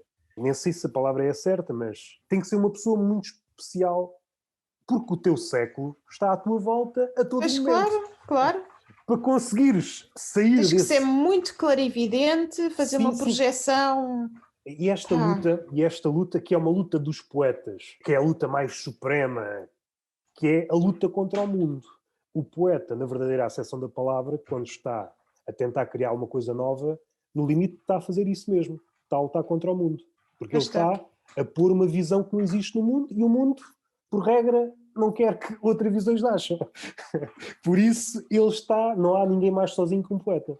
No limite, e outra versão disto, é os poetas obscuros. Um poeta não necessariamente hermético, mas resume-se à mesma ideia. O poeta está sempre sozinho, é o poeta contra o mundo. É curioso, é anedótico, podemos ver nele uma figura, um fóssil vivo, que já devia ter morrido há muito tempo. O que é que tu estás a fazer? E mais a mais no nosso século, que é tudo imediato, tudo tem que significar dinheiro. Cada vez mais o poeta é quase uma figura mitológica. Não faz sentido existir. No conjunto de coisas que nós sabemos do mundo e aquilo que dá dinheiro e daquilo que é expectável, o poeta é uma figura patética. É uma figura patética. O que é que ele quer fazer com aquilo que faz? Quer chegar a quem? Se não há ninguém disposto a ouvir. Nunca houve muita gente, mas há cada vez menos. Estou a ouvir-te e estava-me a lembrar do Roberto Bolanho. Em muitos livros aparece sempre o poeta obscuro ou mesmo o grupo de poetas obscuros que contra o mundo, Sim, clandestinos. sim. Podemos unir todas as castas dos poetas. Um poeta verdadeiramente que vá fundar uma língua nova está sempre nessa situação. Está sempre a lutar contra o mundo. Se é uma língua nova, não há ninguém que o possa auxiliar na sua caminhada. É claro que há uma constelação de coisas para trás, de referências, mas a partir do momento que inicia o processo de criar a sua forma de dizer, está sozinho. É uma luta contra o mundo. Que é uma luta anedótica, no sentido, é hilária, no sentido porque está condenado a perder, é quase, se quisermos, uma hubris, uma maldição suprema de um Deus que condena um labor absurdo do género de Sísifo. Aquilo não vai levar a lado nenhum, mas, no entanto, o poeta não sabe fazer. Ele não consegue deixar de fazer. Não consegue, é algo que o transcende. E aí podemos chamar as musas, chamar os daimons, chamar o que quer que seja, mas é algo que o transcende. E aqui entre várias formas de ver isto, se o poeta deve estar ao corrente daquilo que está à sua volta, no leitor, mas se esta ideia é verdadeira, se o poeta está a lutar contra o mundo, então é uma espécie de presa acossada. Ele está a lutar contra a vida. De uma forma mais metafórica ou mais literal, está a lutar contra a vida. E tu, quando estás a lutar contra a vida, não estás preocupado com essas minudências. Se o leitor está à procura, se está a compreender o que queres dizer ou não. Isso são fatores secundários que não te cabem a ti. Tu, com a pouca força que te resta, estás a tentar criar alguma coisa. E é por isso que é ridículo por uma parte, porque é ridículo, mais a mais nos tempos que correm, é um trabalho louvável porque, pelo menos, admiro alguém que olha para o mundo e diz: não, eu sou suficientemente forte para desafiar o meu século. Está condenado a perder, mas é uma luta como outra qualquer. Exatamente. Uma luta como outra qualquer. É válida, acho eu.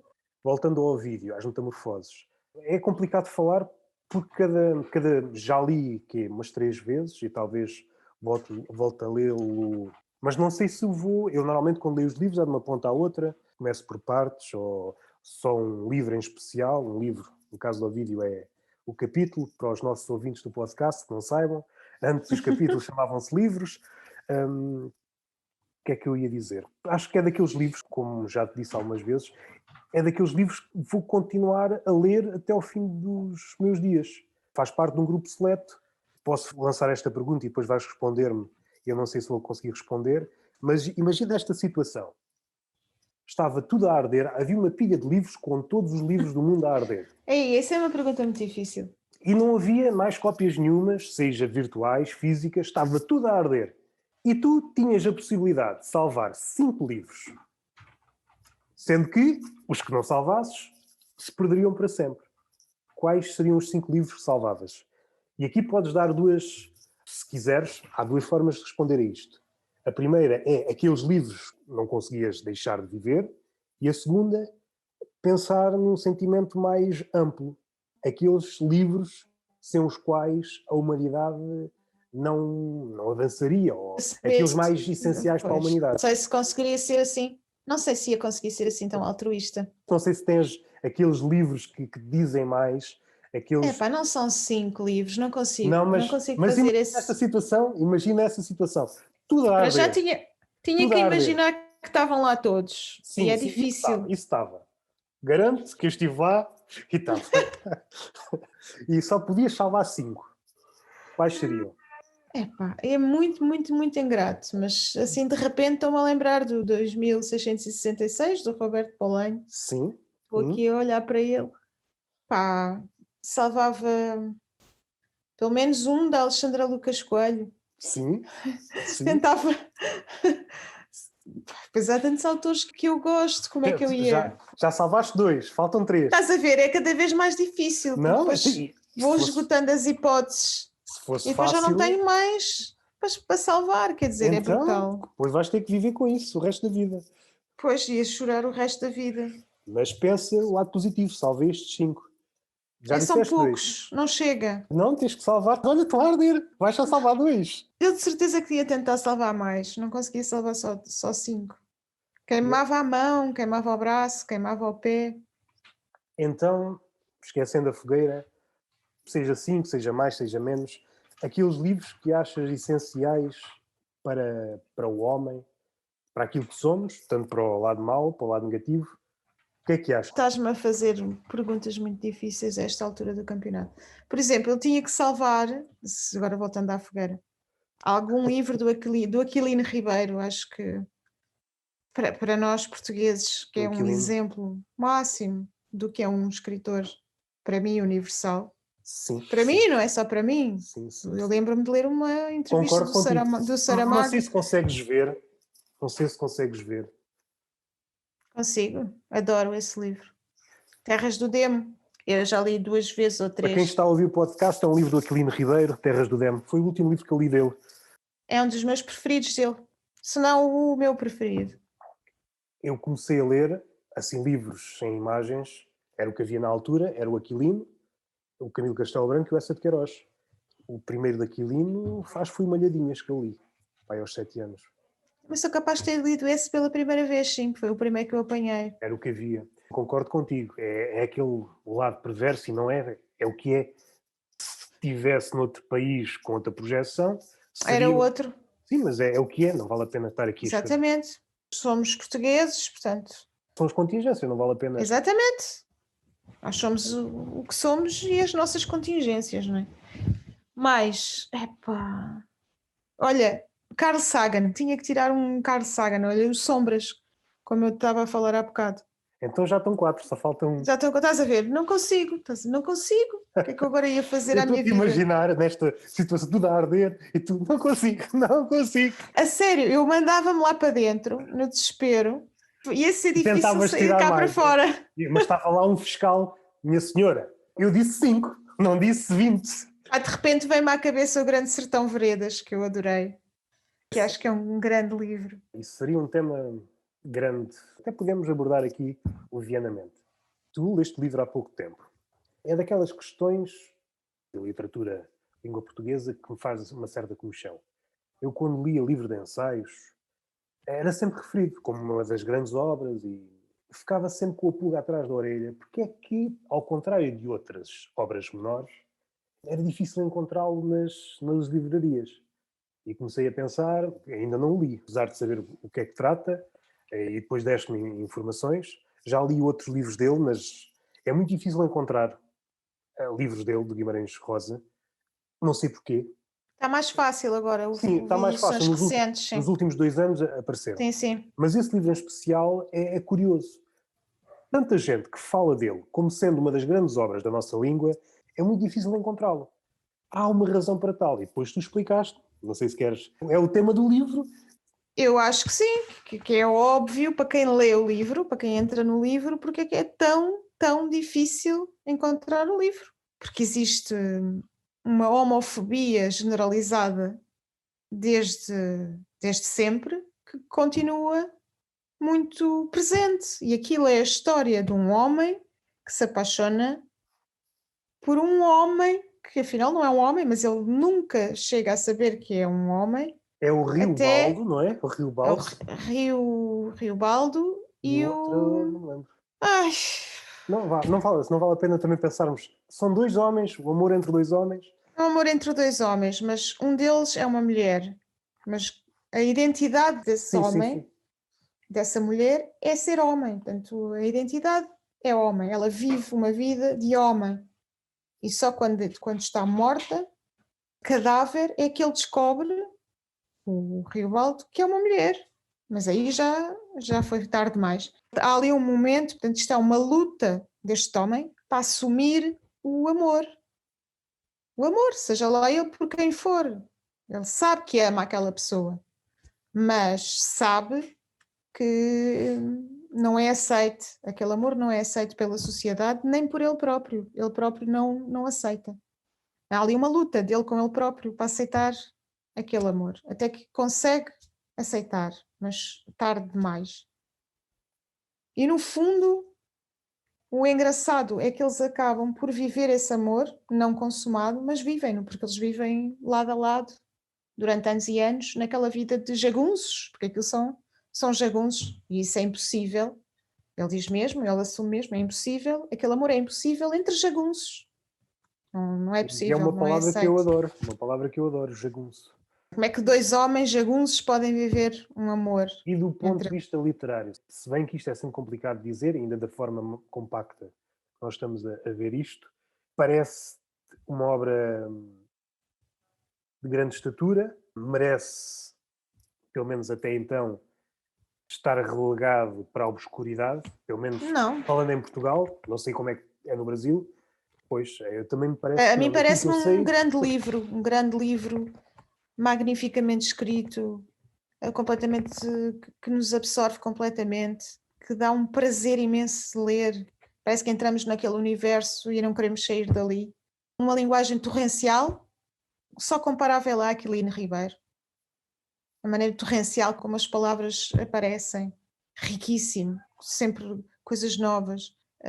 Há muitas que nós nem conhecemos, porque são tantas, tão diferentes, nós não dominamos, mas ao mesmo tempo depois não interessa, porque conseguimos seguir o sentido das coisas. E é muito bom de ler mesmo. E depois reflete, apesar de ser passado ali naquela região, ter coisas muito regionais, são coisas universais. Não fala da identidade, é um livro sobre a identidade. Como é que se constrói a identidade? nesse particular, poderíamos dizer que está mais atual do que nunca. Mais atual do que nunca, mesmo. Podes revisitá-lo constantemente, que vai estar sempre atual. Daquilo que eu sei dele, também concordo. Por vezes pecamos romances ou livros segundo uma certa temática, esquecendo, ou pelo menos não tendo em consideração, outros livros que estão para trás, e, a meu ver, com uma profundidade muito maior. Mas voltamos a tocar outra vez nos mesmos assuntos, a nossa relação com o passado, a nossa, não é a nossa, nós os dois, mas a opinião típica, no passado não se escrevia sobre certos assuntos. Não, se calhar até há. Claro que se escrevia. E às vezes mais acertadamente. Quando eu vejo acerca do feminismo, lembro-me logo de uma senhora que na altura não era feminismo, porque a palavra feminismo ainda não existia, mas aquilo que se pode designar proto-feminismo, não me lembro do nome, mas é a mãe da Mary Shelley, a que escreveu o Frankenstein. Sem a mãe dela? E ela bate, por exemplo, no Rousseau, que era a figura de proa na altura, e de forma acutilante, nunca se fazendo de vítima e batendo onde os argumentos são mais duros. Eu, por vezes, pelo menos é o meu sentimento, procura-se as fragilidades que se devem procurar.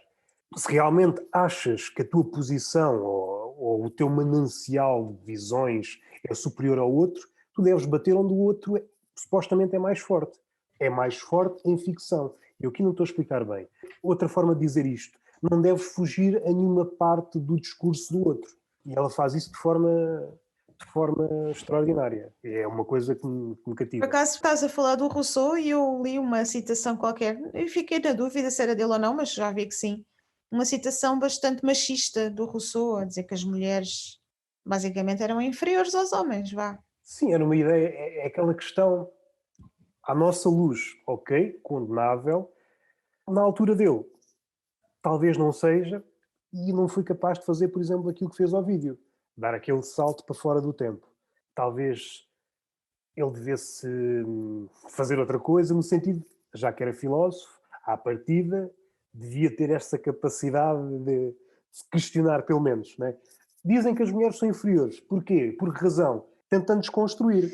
É muito difícil, às vezes é difícil Sim, porque sim, sim, as sim. circunstâncias e a sociedade E é por isso que eu dou um valor imenso. condicionam muitas pessoas. Por exemplo, estou-me a lembrar agora do Carl Sagan, já falámos aqui tanto dele.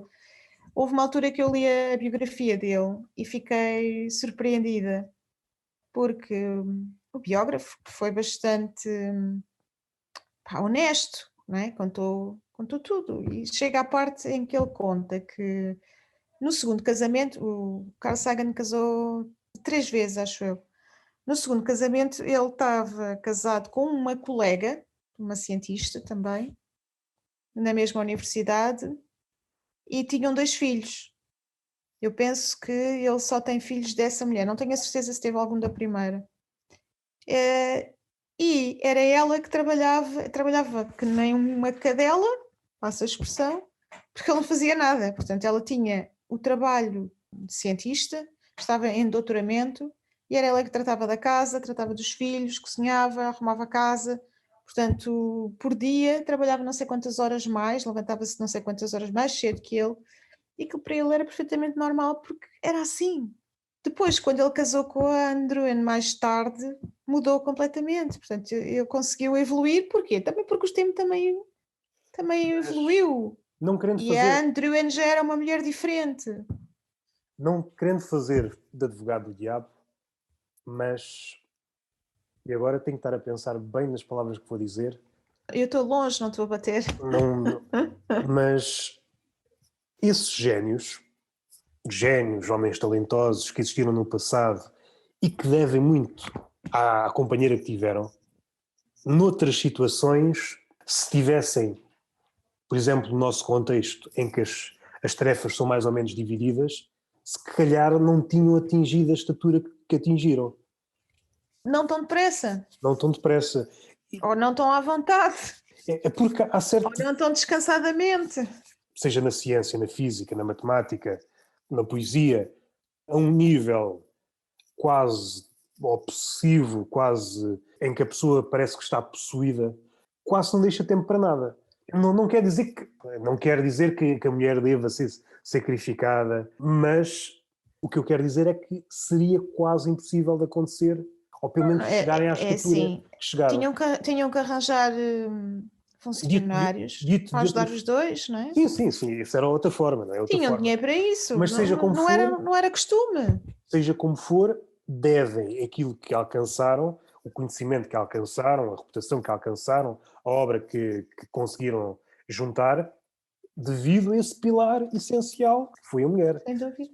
E podíamos dar outro salto, metendo a mulher na equação ou não, a respeito de nós pessoas do século XXI, somos bombardeados por solicitações a todo o tempo, que é uma grande diferença se recuarmos 50, 100, 200 anos, é uma diferença abismal. E isso, pelo menos para mim, e acho que não é novidade nenhuma, mas eu acho que tem um efeito negativo no processo criativo.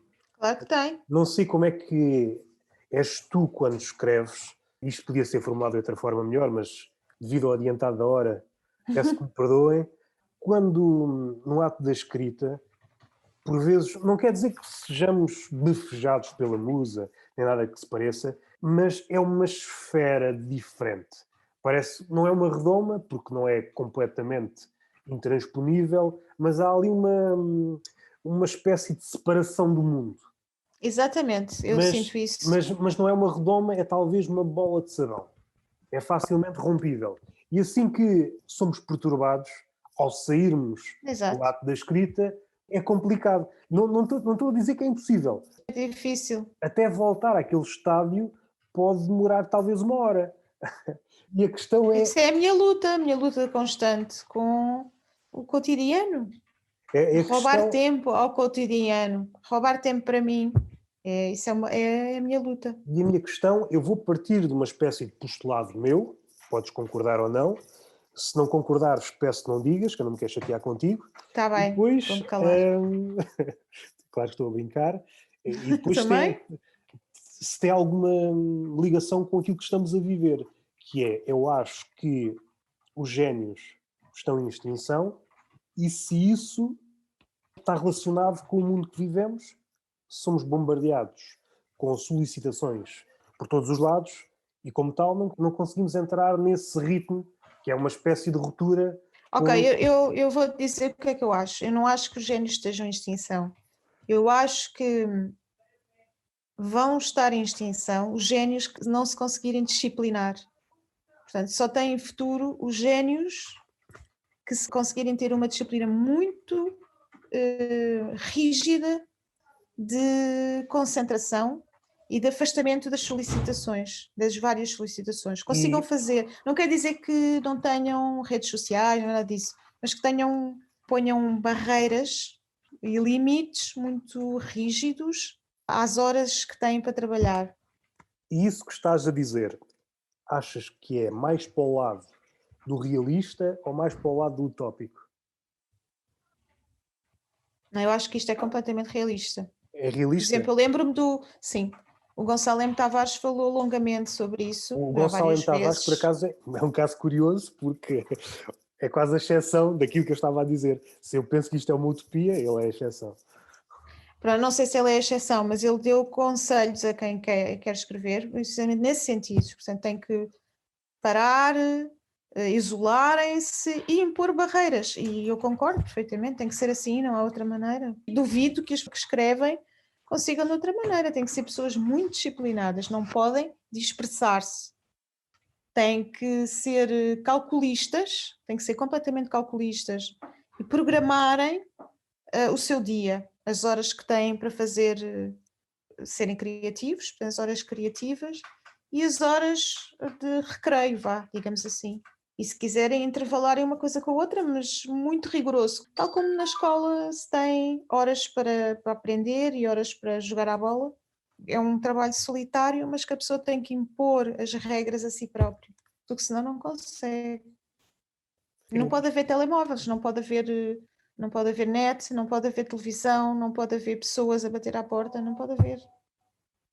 E um problema que tem que ver com isto, na esfera da escrita, que é, parece-me, não sei se é outro postulado meu, se é uma percepção errada daquilo que me rodeia, mas parece-me que há um ímpeto para mostrar trabalho e isso, na esfera da escrita, pode ser problemático, porque é um ofício, quase como toda a arte, arriscar-me a dizer que a escrita ainda é um bocadinho mais, é um ofício de paciência.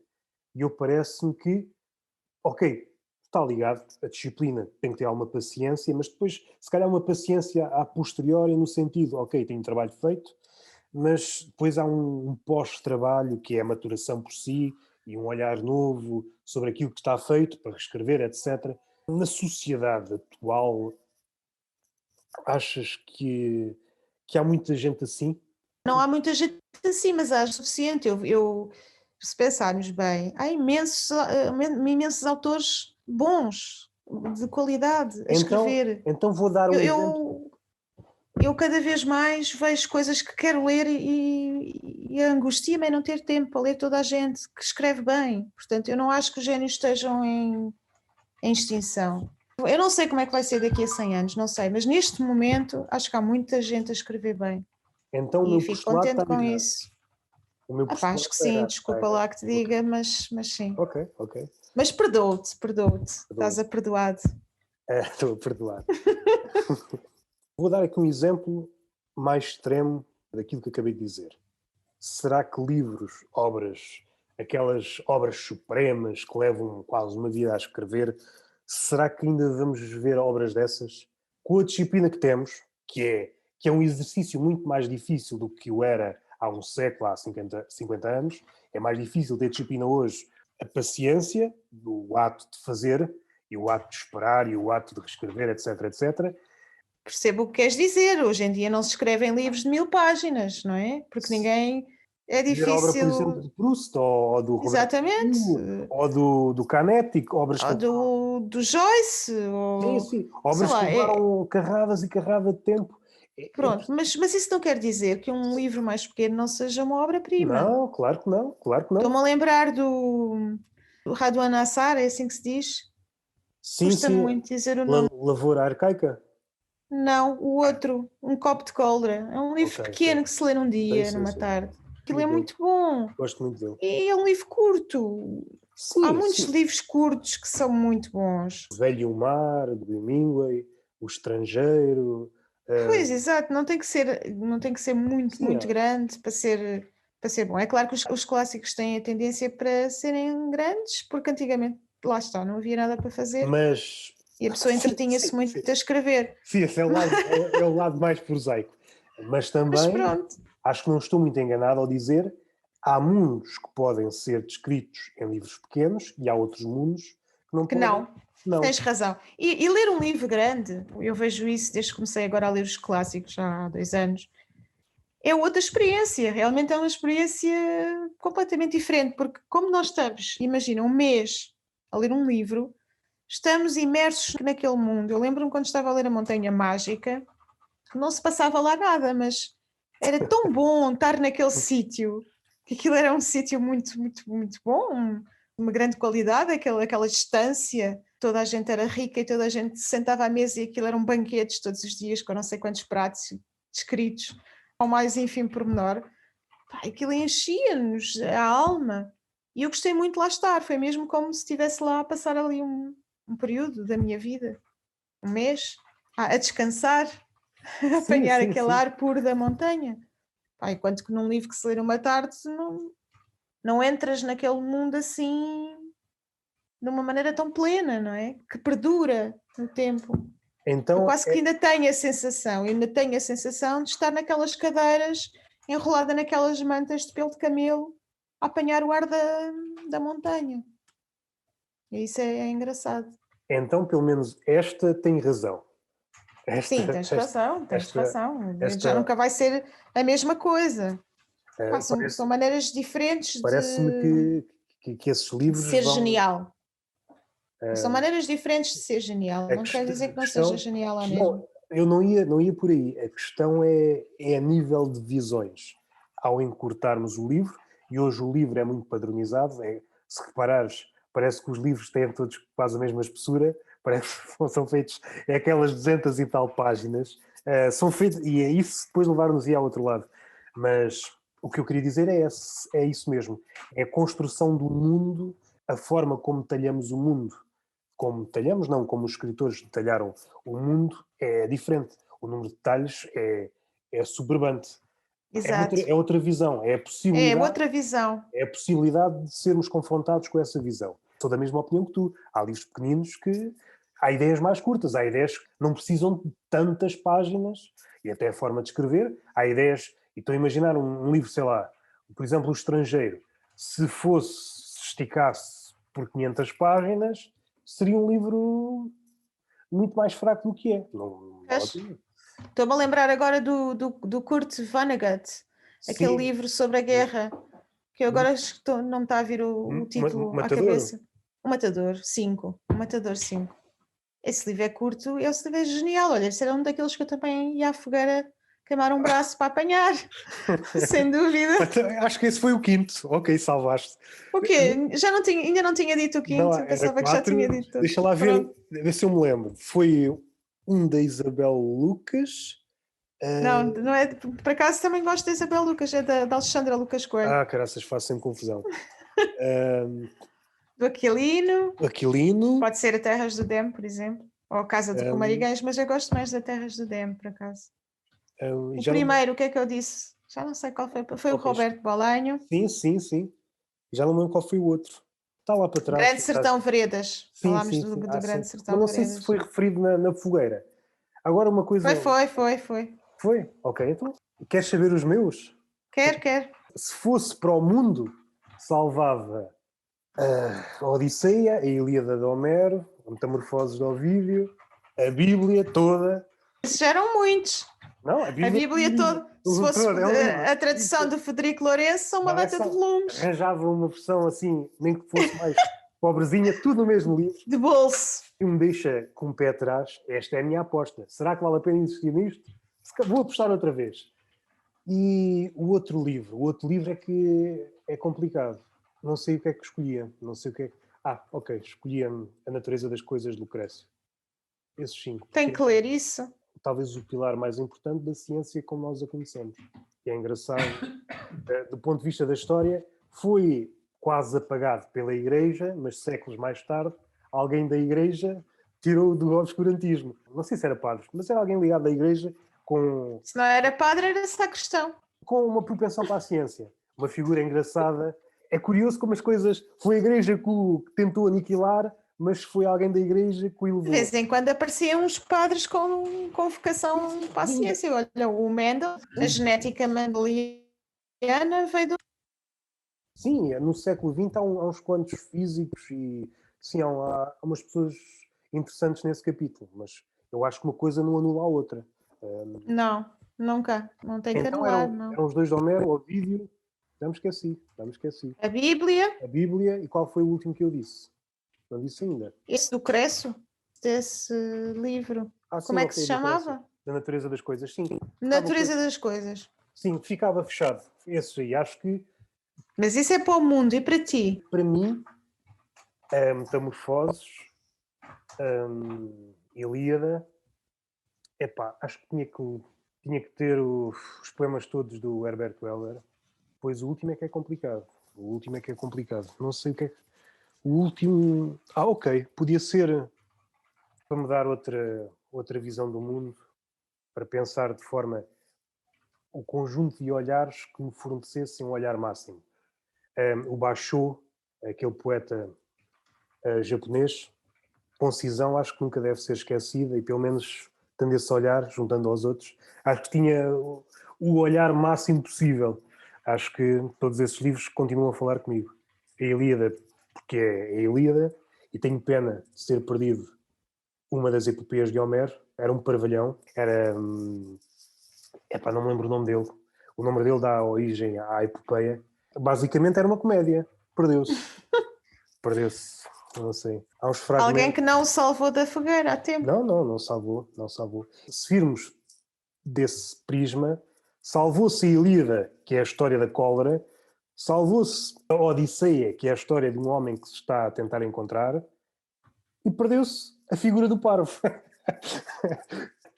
Se formos pensar, imaginando a mesma situação, alguém que está a salvar livros da fogueira, não, vamos contar a história do que o homem é mau, capaz de matar, isso interessa-nos. Vamos contar a história de um homem que é mais ou menos mau, mas está a tentar encontrar-se.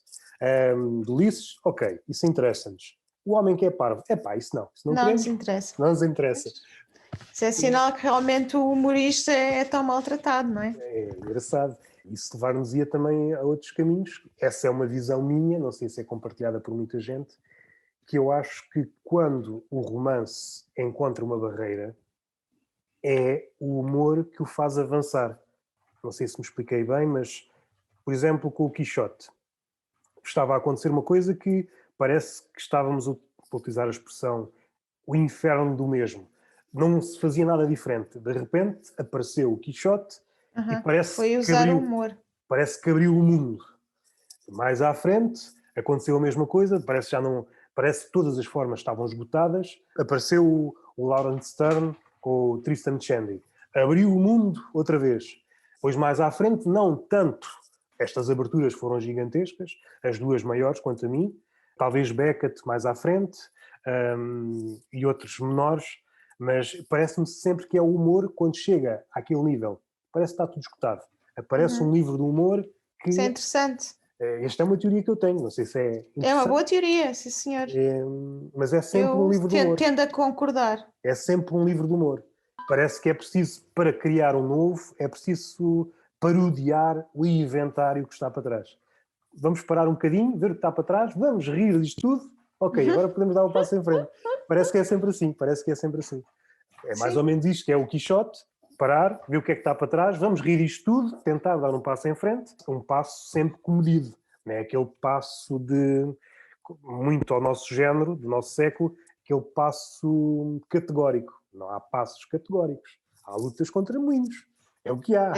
Aquele que pensa que o moinho é outra coisa que não o moinho, pode pensar, mas a questão é, se o moinho é aquela figura e não pode ser outra coisa, nós vivemos esse perigo, que é o literal, aquela coisa só pode ser uma coisa. Aí Aí é um problema.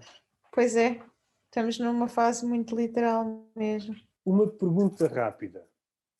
Tu, enquanto pessoa que escreve poemas, gostas de ser chamada poetisa ou poeta?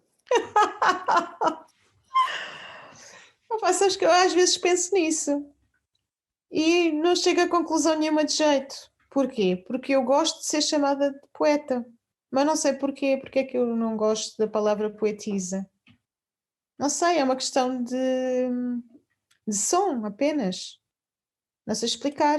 Não tenho nenhum motivo válido, nem inteligente, nem intelectual, nem nada disso.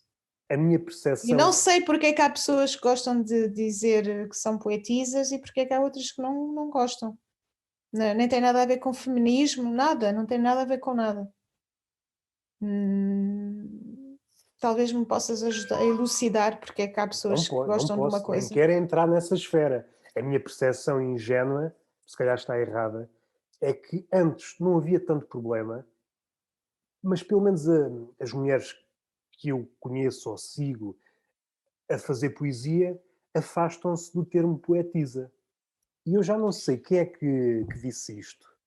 Se foi a Andréa Faria, aquela que tu gostas muito também, numa entrevista Gosto. ao Observador, ou foi outra, se calhar estou a confundir, mas seja como for, ela deu uma entrevista há pouco tempo, que é muito boa, que fala que o termo poetisa é como se fosse um segundo escalão.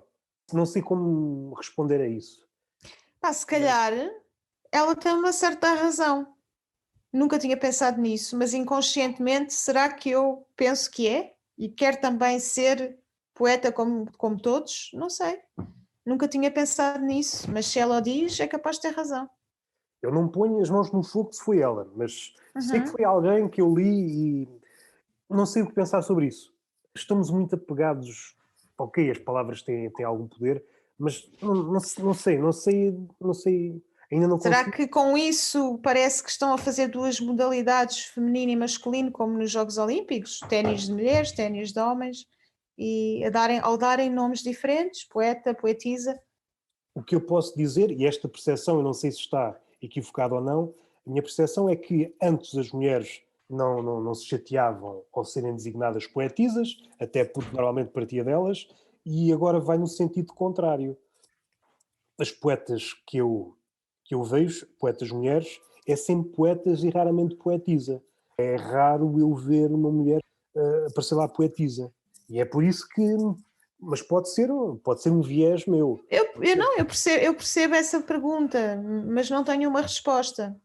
Não tenho. Acho que o meu gosto é tão inconsciente que eu não chego a perceber bem onde é que está esta razão de eu preferir a palavra poeta. Talvez ainda não tenha refletido muito sobre isso. Eu também não sei o que dizer. Apenas tenho esta percepção, não sei se é real, se não, se está inquinada por eu ser homem, mas os exemplos que me chegam vai nesse sentido. As mulheres querem se despojar de poetisa. Se essa é a razão, se não é, se é válida, se não é, também não sei. Uma pergunta para fechar. Não sei quanto tempo está, mas já vai longo. Parece que foi 5 minutos, mas Parece que assim, vai já longo. estamos aqui a falar há algum tempo. E ficaram coisas por dizer, mas Pois, claro, voltaremos a falar. Falei dos livros. estás à vontade. Estava a pensar se ia deixar alguma coisa em aberto. Aberto ficou, mas ok, é o que é. Não podemos abarcar tudo, é impossível. Pois não. Dois escritores portugueses que admires, se calhar até já respondeste a isto, e que achas que estão votados a um esquecimento imerecido. Tenho que fazer a pergunta outra vez, ficou mal feita, não sei se... Então diz lá. Esquecimento imerecido, eu não sei. Queres reformular? Posso reformular de uma forma mais simples. Que escritores, seja na tua estante, seja no imaginário português, que achas que fazem falta, mas que por um motivo ou por outro não são tão lidos como deviam? Bem, eu não tenho muita noção de quem é que lê quem, não é? Porque. E depois também tenho a noção de que os que são mais lidos ou são populares. E vou reformular um bocadinho a pergunta. Então diz lá. Esquecendo os vivos, só estou a pensar nos mortos. Estás a pensar nos mortos? Sim. Não isoles isso. Estou a pensar nos mortos. Não, estou a Sim, pensar... estás a pensar nos escritores. Os escritores que não tiveram projeção e que deviam Não, ter ficado na memória. não, até podem ter tido, mas nos dias de hoje não têm aquilo que mereciam. Se bem que isto é sempre vago, não é? Pois é sempre vago, lá está, porque hoje em dia, Mas, pá, quanto melhores são, se calhar menos lembrados são, não é? mas Mas usando o pronto, exemplo... o Aquilino Ribeiro já Sim, falámos, era não é? Eu acho exatamente esse que ia. Eu o acho que Aquilino Ribeiro, não é não, tão lido nunca, como... não é tão lido e é surpreendente, pelo menos na minha época, não ser dado na escola. Eu não li Aquilino na escola, li essa de Queiroz, li, nem Camilo Castelo Branco, O eu li na Camilo Castelo escola. Branco, para aí há quê? 5, 6 anos, é que começou a levar Exato, uma espécie de esse também, propaganda, foi o elevar. Eu acho também, que exatamente. deixou Esse é quase. outro. Sim, sim, é merecido falar, né?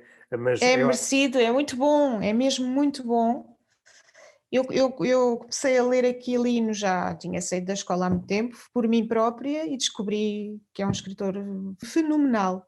Depois, mais tarde, descobri Camilo Castelo Branco, e adorei, quer dizer, fiquei abismada, também não estava nada à espera, pensei que fosse mais monótono ou mais maçudo, não é nada, aquilo é a arte de fazer novelas, de contar histórias, de contar romances. eu Eu gosto acho muito que do Camilo, gosto muito do Camilo. é uma coisa que prende. E lá está, olha, é um bom exemplo daquilo que estávamos a falar de coisas datadas. Aquilo é incrível. Houve uma altura, uma fase em que eu li uma série deles, uns 10 livros seguidos. E eu dei por mim a ler livros de histórias entre a mulher pobrezinha e o senhor da nobreza e aquele amor impossível, porque a família não queria, porque não se podia, coitadinhos, e aquelas peripécias todas que hoje em dia não faz sentido nenhum. Aquilo não tem nada a ver com os nossos dias, aquilo não. Hoje em dia ninguém está proibido de namorar com ninguém, quer dizer, é tudo muito livre. E, no entanto, uma pessoa fica ali agarrada àqueles enredos, e depois do filho à procura da mãe, enfim, nos pobrezinhos, os enredos não têm nada a ver com os dias de hoje. Estamos agarrados à história de tal maneira como se fosse a coisa mais atual do mundo. E é fantástico a maneira como aquilo é escrito. Sim, eu acho E que esse é o ponto, é a forma como ele a maneira escreve. como ele agarra a pessoa ao livro é muito interessante. Eu acho que aquelas pessoas que escrevem para televisão e fazem novelas, que aquilo é uma coisa às vezes pavorosa, deviam ser obrigados a ler Camilo de manhã à noite e durante 3 meses, uma coisa intensiva. De certeza que as novelas iriam aumentar de qualidade em 50%.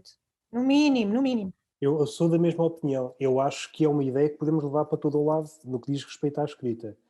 Por vezes podemos estar demasiado obcecados com o tema, seja a escrever, seja a ler. Este tema não me diz muito porque é batido. Isso é apenas um nível de leitura. Porque se a coisa dita, batida, estiver a ser escrita de uma forma nunca antes vista, prende-nos, não é? É o que acontece com o Exato. Camilo. Agora, se acontecer, estás a falar de uma coisa que já foi falada, de uma forma que já foi feita, então, não é? Não há Não é que escapatória. aquilo dá vida às É, personagens de uma maneira que aquilo é mesmo real, parece real, são pessoas reais. Ele sabe o que são pessoas reais e sabe descrevê-las.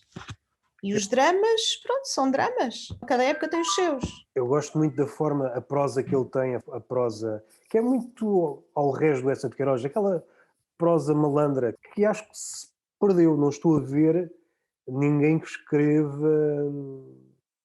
Estava a Opa, pensar. O Mário de Sim, Carvalho sim. é muito Mas, mas o Mário de Carvalho, nessa escola. quanto a mim, tem um defeito. Pode ser um defeito, ou pode ser uma qualidade. Eu Ele, ainda não lhe encontrei nenhum, diz lá. por vezes, usa demasiados termos antigos. Até se puseres o Aquilino e o Mário de Carvalho, ainda que sejam dois escritores diferentes, mas semelhantes, porque o Aquilino também tem ali um veio do humor, pode não estar Tem, tão... tem. E o Mário de Carvalho também tem, se calhar mais visível do que o Também tem. Aquilino, Mas a respeito dos termos ditos mais antigos, seria de esperar encontrar coisas mais antigas no Aquilino do que o Mário de Carvalho. E ainda que o do Mário Carvalho não seja em todos os livros, há livros em que ele abusa, parece que está a escrever um livro do século XVI. E eu Não percebo, apanhei ainda nenhum desses, não apanhei. acho que é Os Contos da Sétima Esfera. Foi o último que eu li dele há pouco tempo. Mas esse não é um livro mais antigo dele? Pois, É. esses mais antigos não li. Eu percebo que, enquanto escritor, a nossa área de palavras, aquilo que podemos pescar, é diferente da pessoa comum. Vamos recorrer a palavras que para a pessoa comum não existem ou estão caídas no esquecimento. Agora, quando é uma coisa, às tantas parece que estás a falar noutra língua e não ajuda nada, não é só parece quase, pelo menos na minha visão. Mas isso é uma crítica que faziam muito ao Aquilino e eu gosto muito da maneira como ele escreve, mesmo quando ele usa aquelas palavras todas que já não se usam. Eu gosto disso. Sabes uma coisa que eu sinto ao ler Aquilino, e agora senti ao ler este, que li há coisa de semanas, eu sinto que estou no Alentejo, e isto talvez seja transplantado para outra terra do interior de Portugal. Aquelas palavras que estão ali, eu ouvi-as de pessoas analfabetas. Pois, E é que ainda engraçado. falam assim. Não, aquelas palavras que para muita gente aos dias de hoje parecem corruptelas, algumas. Estou a pensar numa palavra que até nem é muito incomum, mas, por exemplo, quedo. Para o ouvido atual pensa que é uma corruptela de quieto. Ou outra palavra qualquer. E é engraçado que eu parece que estou a voltar àquele Alentejo que ainda há, mas menos, de há uns anos, quando eu passava as férias no Alentejo, no interior, com a minha avó. Aquelas pessoas que, diríamos, analfabetas, falam melhor do que uma pessoa com, talvez, um doutoramento. Elas falam como se estivessem a citar Aquilino e Exato. quase... Tem essa riqueza de vocabulário que está na oralidade, não está na escrita porque não tem a escrita, não é? Sim, é isso mesmo, é isso. Mas eu não sei se é válido para outras zonas do país. Se calhar é válido para o interior. Para o interior. Mas muitas daquelas palavras eu reconheço-as, caíram estão mais ou menos adormecidas, mas parece que quase que cheiro ali a certas palavras. É um voltar à infância. Não necessariamente uma viagem como se fosse a Madalena, do Proust, mas parece que é aquelas ideias que nós temos. Somos aparentemente melhores ou mais capazes, e às tantas, aquilo que esteve ali ao nosso alcance, que nós, consciente ou inconscientemente, consideramos inferior, não. Afinal, aquelas pessoas, nunca foi o meu hábito, mas há pessoas que, ao olharem para alguém mais pobre ou iletrado, dizem, aquele desgraçado, afinal, ele detém, sem saber, mais vocabulário do que tu. Sim, hoje em dia o vocabulário é escasso. Sim, isso é outro, levar-nos-ia também longe.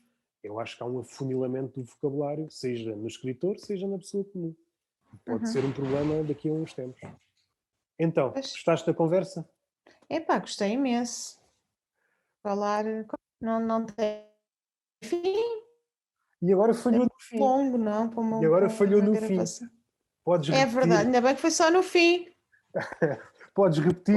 O que é que... Eu tinha dito se tinhas gostado da conversa. Gostei muito da conversa. Isto não é são conversas que é com mais cerejas, não para, não é? Estamos sempre a tirar mais uma coisa e ao fim disto tudo já estamos aqui há quanto tempo? 2 horas? 2h30. Para quem está a ouvir isto, para alguém que tenha caído aqui num podcast sem querer, isto é um podcast que eu vou lançar chamado Tertúlia de Mentirosos. Ei, tínhamos que acabar com um insulto. Sim, mas sim, claro. Mas tanto és mentirosa tu como sou eu. Mas isso aí não me incomoda, estás a fazer uma autocrítica, não é? Mas eu vou tentar explicar. Primeiro, é uma homenagem a um livro com esse mesmo nome. Conjunto de contos filosóficos, humorísticos, de todo o mundo. E segundo, porque gosto do nome, porque é isso mesmo que nós fazemos quando conversamos. Eu não tenho pretensão de chegar à verdade. Eu posso tentar caminhar em direção à verdade. Sabemos que não chegamos lá. Não, é sempre para utilizar uma linguagem matemática, é sempre uma assíntota que vamos, mas podemos caminhar toda a vida, nunca vamos alcançar. E é sempre isso. Por isso que é uma tertúlia de mentirosos. Ia dizer qualquer coisa, mas a cabecinha do velhote já não chega. Chama-se Tertúlia de Mentirosos e ias dizer mais qualquer coisa sobre o podcast. Ia dizer, certamente, mas Vais lançar vou quando, lançar. como, porquê? Achei que era importante fazer isto, porque normalmente tenho aquele podcast que sabes, que é o Túnel de Vento, que sou eu a falar. Achei que não era disparatado fazer um podcast a conversar com outra pessoa. És a minha primeira cobaia, vou lançar logo 3 episódios. É uma honra. Vou lançar logo 3 episódios. O primeiro é um episódio curto, talvez 5 minutos, a explicar mais ou menos o que é isto. Depois lanço o teu, a seguir lanço com uma rapariga que já falei, está apalavrado para fazermos, e lanço logo esses 3. É mais uma questão de... Depois, para entrar no iTunes e no Spotify, é melhor ter 3 para eles considerarem coisas. Ok. É por isso que Mas eu tu vou ainda lançar estás a logo esses 3. gravar ou isto já acabou? Ainda estou a gravar. Ah. Ainda estou a gravar. Não, ia-te perguntar, esta conversa, tu vais lançá-la toda Vou lançá-la toda. Com este tempo todo. Esse tempo todo. E tens esperança que haja alguém que esteja aqui 2h30 a ouvir-nos falar? Isso, não sei. Se há pessoas que acreditam em Deus, será que eu não posso... Mas acreditar em Deus é mais instantâneo do que 2h30. Parece-me, esta é uma crença mais modesta. Uma crença mais modesta. Acreditar num ser que pode eventualmente existir ou não, mas que fez isto tudo. E se fez, está aqui uma bela porcaria. Estás como a Voltaire. Estás armado em Voltaire, tu. Está aqui uma bela porcaria, e é por isso que se diz que o diabo está nos detalhes. Deus fez isto tudo, sim senhor, mas depois o detalhe lixou-se. É por isso que isto está como está. No geral, isto nós, tudo muito bem, espetacular. No geral está bonito. Agora vai só detalhe. Tu estás a olhar... Estás a olhar para a Terra, tu tens que olhar para cima, a ver o universo é lindo, os planetas, as constelações. Estás só aqui a pensar, aqui no homem que partiu a perna, aqui com o nariz na Terra, não vale a pena, não penses nisso. Eu queria fechar isto, mas agora lembrei-me de uma coisa. Não sei se já leste um livro do Gonçalo M. Tavares, uma menina perdida no século não sei quê, à procura do pai. O título é grande. Há uma personagem que faz lembrar o Quixote, que é uma espécie de cientista louco, que a ideia dele, central, é um olho que olha para o muito pequeno e outro que olha para o muito grande. Que é uma ideia... Estás a ver? Não é original, mas a forma como ele fez é original. E acho que devemos ter sempre isso em mente. Mais uma vez, a fábrica de olhar, os vários olhares. Quando nós nos centramos num único olhar, corremos o risco de vermos as coisas mal. Ou às tantas vemos o mesmo. Exatamente. Se a nossa lente é uma lente de ver demónios, às tantas o nosso olho fica inclinado e vemos demónios em todo o lado. Exatamente. E só para fechar, a respeito desta conversa, tinha algum receio, porque eu e a Ana já falámos várias horas sobre livros e sobre outras coisas. Tinha receio assim, será que eu consigo dizer alguma coisa que ainda não tenha dito? Ainda temos tanta coisa para dizer. Algum medo. Houve coisas que podíamos ter falado, que pode ficar para outra altura. Podíamos ter falado no teu livrinho de poemas, o último livro que fizeste, que quanto a mim está muito bom. Em relação a todos os livros que, salvo erro, tem todos os teus livros, se não me engano. Tens. E não é por seres minha amiga que digo que estás a crescer, acho que estás a crescer livro para livro. Para mim, muito obrigada. Não sei se te deixa confortável ou não ao ler um poema e depois falar um bocadinho de um poema. Isso fica para outra altura, já estamos aqui há tanto tempo. E então finalizamos. Obrigado por esta conversa. Obrigada eu.